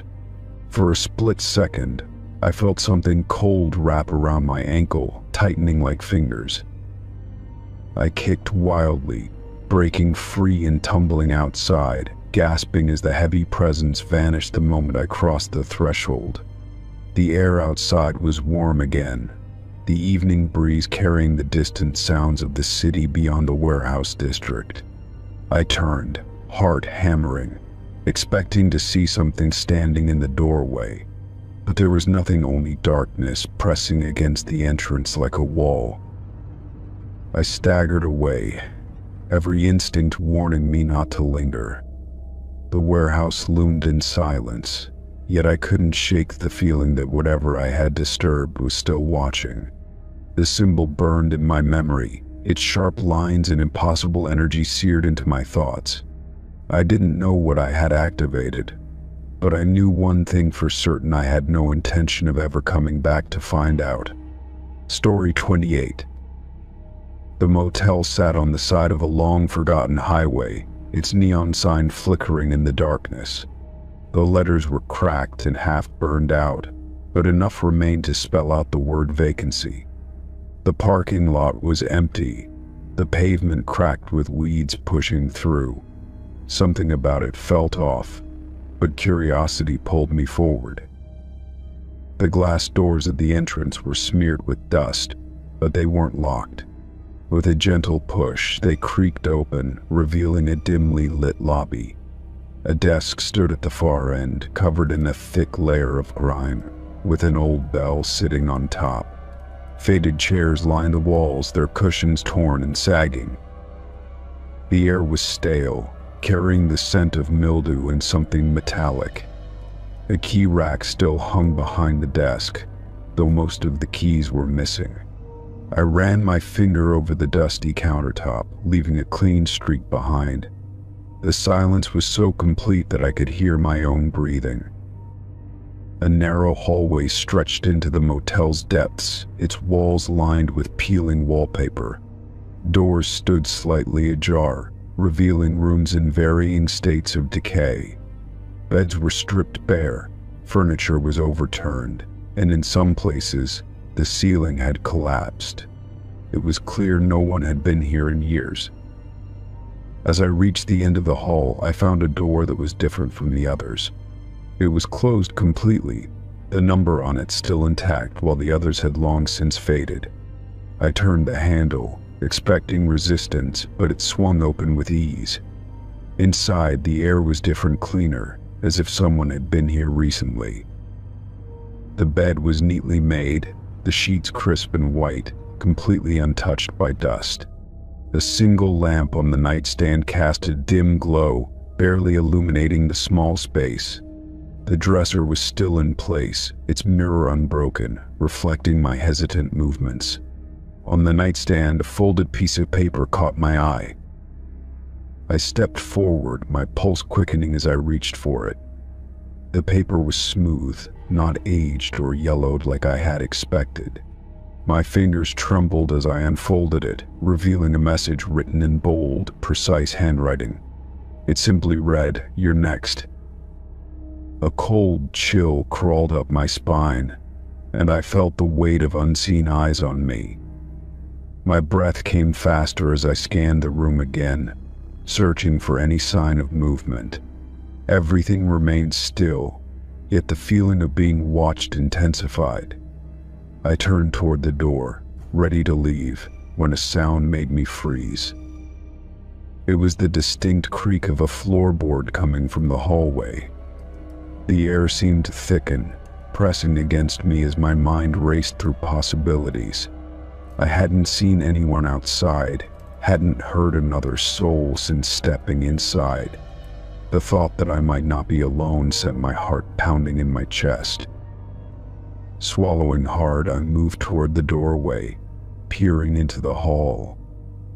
The light from the room barely reached beyond the threshold, casting deep shadows along the corridor. I strained my ears, listening for any further movement. Silence stretched, thick and suffocating. I took a cautious step forward, my body tense, ready to run. The moment my foot touched the hallway floor, the door to the room slammed shut behind me. I spun around, my breath hitching in my throat. My hand shot out, gripping the knob, but it wouldn't budge. Panic surged through me as I yanked at the door, my mind screaming at me to get out. A faint whisper drifted through the hallway, too soft to understand but unmistakably real. My entire body went rigid, my instincts screaming danger. The air around me felt charged, as if something unseen was just out of reach. Then, the lights in the hallway flickered and died, plunging everything into darkness. My breath came in short, uneven gasps as I fumbled for my phone. The glow of the screen provided little comfort, casting long, shifting shadows along the walls. The whispering grew louder, surrounding me from every direction. I turned sharply, feeling the weight of unseen figures pressing in. The shadows twisted unnaturally, taking forms that disappeared the moment I tried to focus on them. My pulse thundered in my ears as I backed away, my hand dragging along the wall for support. The motel, once silent, now pulsed with an energy that felt alive.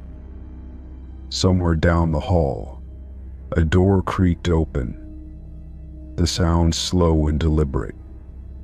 I forced myself to move, my legs stiff with fear as I staggered toward the lobby.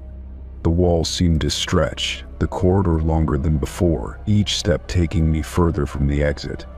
My breath caught as I reached the front doors, my fingers grasping the handle.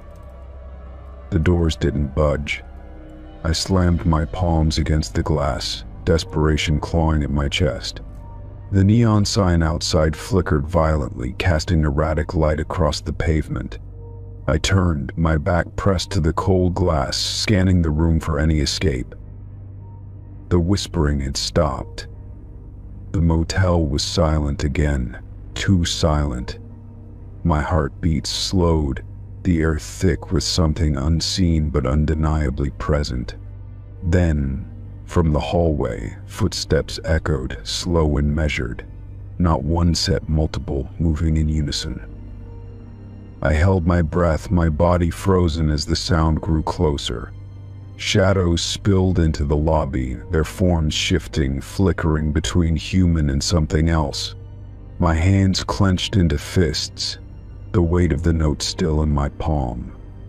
The words burned into my mind, "You're next." The neon light outside cast a brief glow through the glass, illuminating the figures for a split second. They stood motionless, their eyes locked onto me, hollow and endless. I could see their outlines now, people yet not quite human, their movements unnatural, jerky, like puppets held by unseen strings. The air grew heavy, pressing against my chest, making it harder to breathe. My vision blurred at the edges, my mind screaming at me to run. But there was nowhere left to go. The motel had swallowed me whole. The last thing I heard was the rustling of paper as the note slipped from my trembling fingers. Story 29. The theater stood at the end of the street, forgotten by time. Its grand marquee had long since lost its lights, the letters faded and unreadable. Dust coated the glass doors and vines curled around the entrance as if nature itself was trying to reclaim it. I had always been drawn to abandoned places, and this one had an allure I couldn't resist. The doors groaned as I pushed them open, the scent of mildew and old velvet filling my lungs. The lobby stretched before me, eerily preserved despite the years of neglect. Chandeliers hung from the ceiling, their crystals dulled by dust, and a long-forgotten concession stand sat untouched, its glass display case clouded over. The silence felt thick, pressing in from all sides. As I took a few cautious steps inside, something caught my eye. A small ticket lay on the counter, pristine against the layer of dust. My breath caught in my throat as I stepped closer, my fingers hesitating before picking it up. My name was printed in bold letters across the surface, followed by a phrase that sent a shiver down my spine. The show is about to begin. I turned the ticket over in my hand, my pulse quickening. It looked new, untouched by time like the rest of the theater. I glanced around, expecting anyone to be there, but the lobby remained empty. A strange feeling settled in my chest, a mix of curiosity and dread. A sudden flicker of light drew my attention to the entrance of the auditorium. The heavy velvet curtains, which should have been stiff with age, now hung slightly open. Beyond them, a faint golden glow pulsed, inviting me in. My footsteps echoed across the lobby as I moved forward, the ticket gripped tightly in my hand. The moment I stepped through the curtain, the doors behind me creaked shut. The auditorium stretched out before me, its red seats arranged in perfect rows leading to the massive screen at the front. The air was thick with the scent of aged fabric and something else, something metallic. I stood motionless, my eyes scanning the dark corners, expecting movement. The screen remained blank, but the projector above hummed to life. A soft flickering sound filled the room as dust danced in the beam of light. Slowly, an image appeared, grainy at first, then sharpening into focus. My breath hitched as I realized what I was seeing. It was me. The film played in silence, showing a version of myself I didn't recognize, I was seated in the very theater I stood in now, my expression blank as I stared straight ahead. The camera angle shifted, panning out to reveal the entire audience, rows upon rows of figures sitting unnaturally still. Their faces were obscured by shadows, their heads all turned in my direction. I took an unsteady step backward, my heart hammering against my ribs. The air felt heavier now, thick with an unseen presence. The figures on the screen remained motionless, but something told me they were watching me. A whisper echoed through the theater, soft at first, then growing louder. It was my name. Panic surged through me as I turned toward the exit, but the doors were gone. The walls stretched endlessly, the once grand theater now feeling like a prison. My breath came in ragged gasps as I scanned the room, searching for another way out. The screen flickered again, the image changing. It showed the lobby, the exact moment I had picked up the ticket. But this time there was someone standing behind me. A tall figure, its face obscured, watching silently. My blood turned to ice as I realized it hadn't been there before, or at least I hadn't seen it. The image on the screen shifted once more, now showing the very spot where I stood. The theater empty except for one figure in the front row. My own reflection turned its head slowly, meeting my gaze through the screen. A smile curled at its lips, but it wasn't mine. It was something else. The lights flickered wildly as the whispers grew into a chorus of voices. The figures in the seats twitched, their heads jerking in unnatural movements. My feet felt rooted to the floor, my limbs heavy, as if the very air was holding me in place. The reflection of myself on the screen stood up, moving toward me. A cold hand brushed against my shoulder, and I spun around with a strangled gasp. Nothing was there, but the sensation lingered, ice seeping through my skin. I turned back to the screen just in time to see my doppelganger stepping out of frame. The projector sputtered, the film warping and distorting, but the laughter low, guttural remained. I stumbled back, my breath coming in short, panic bursts.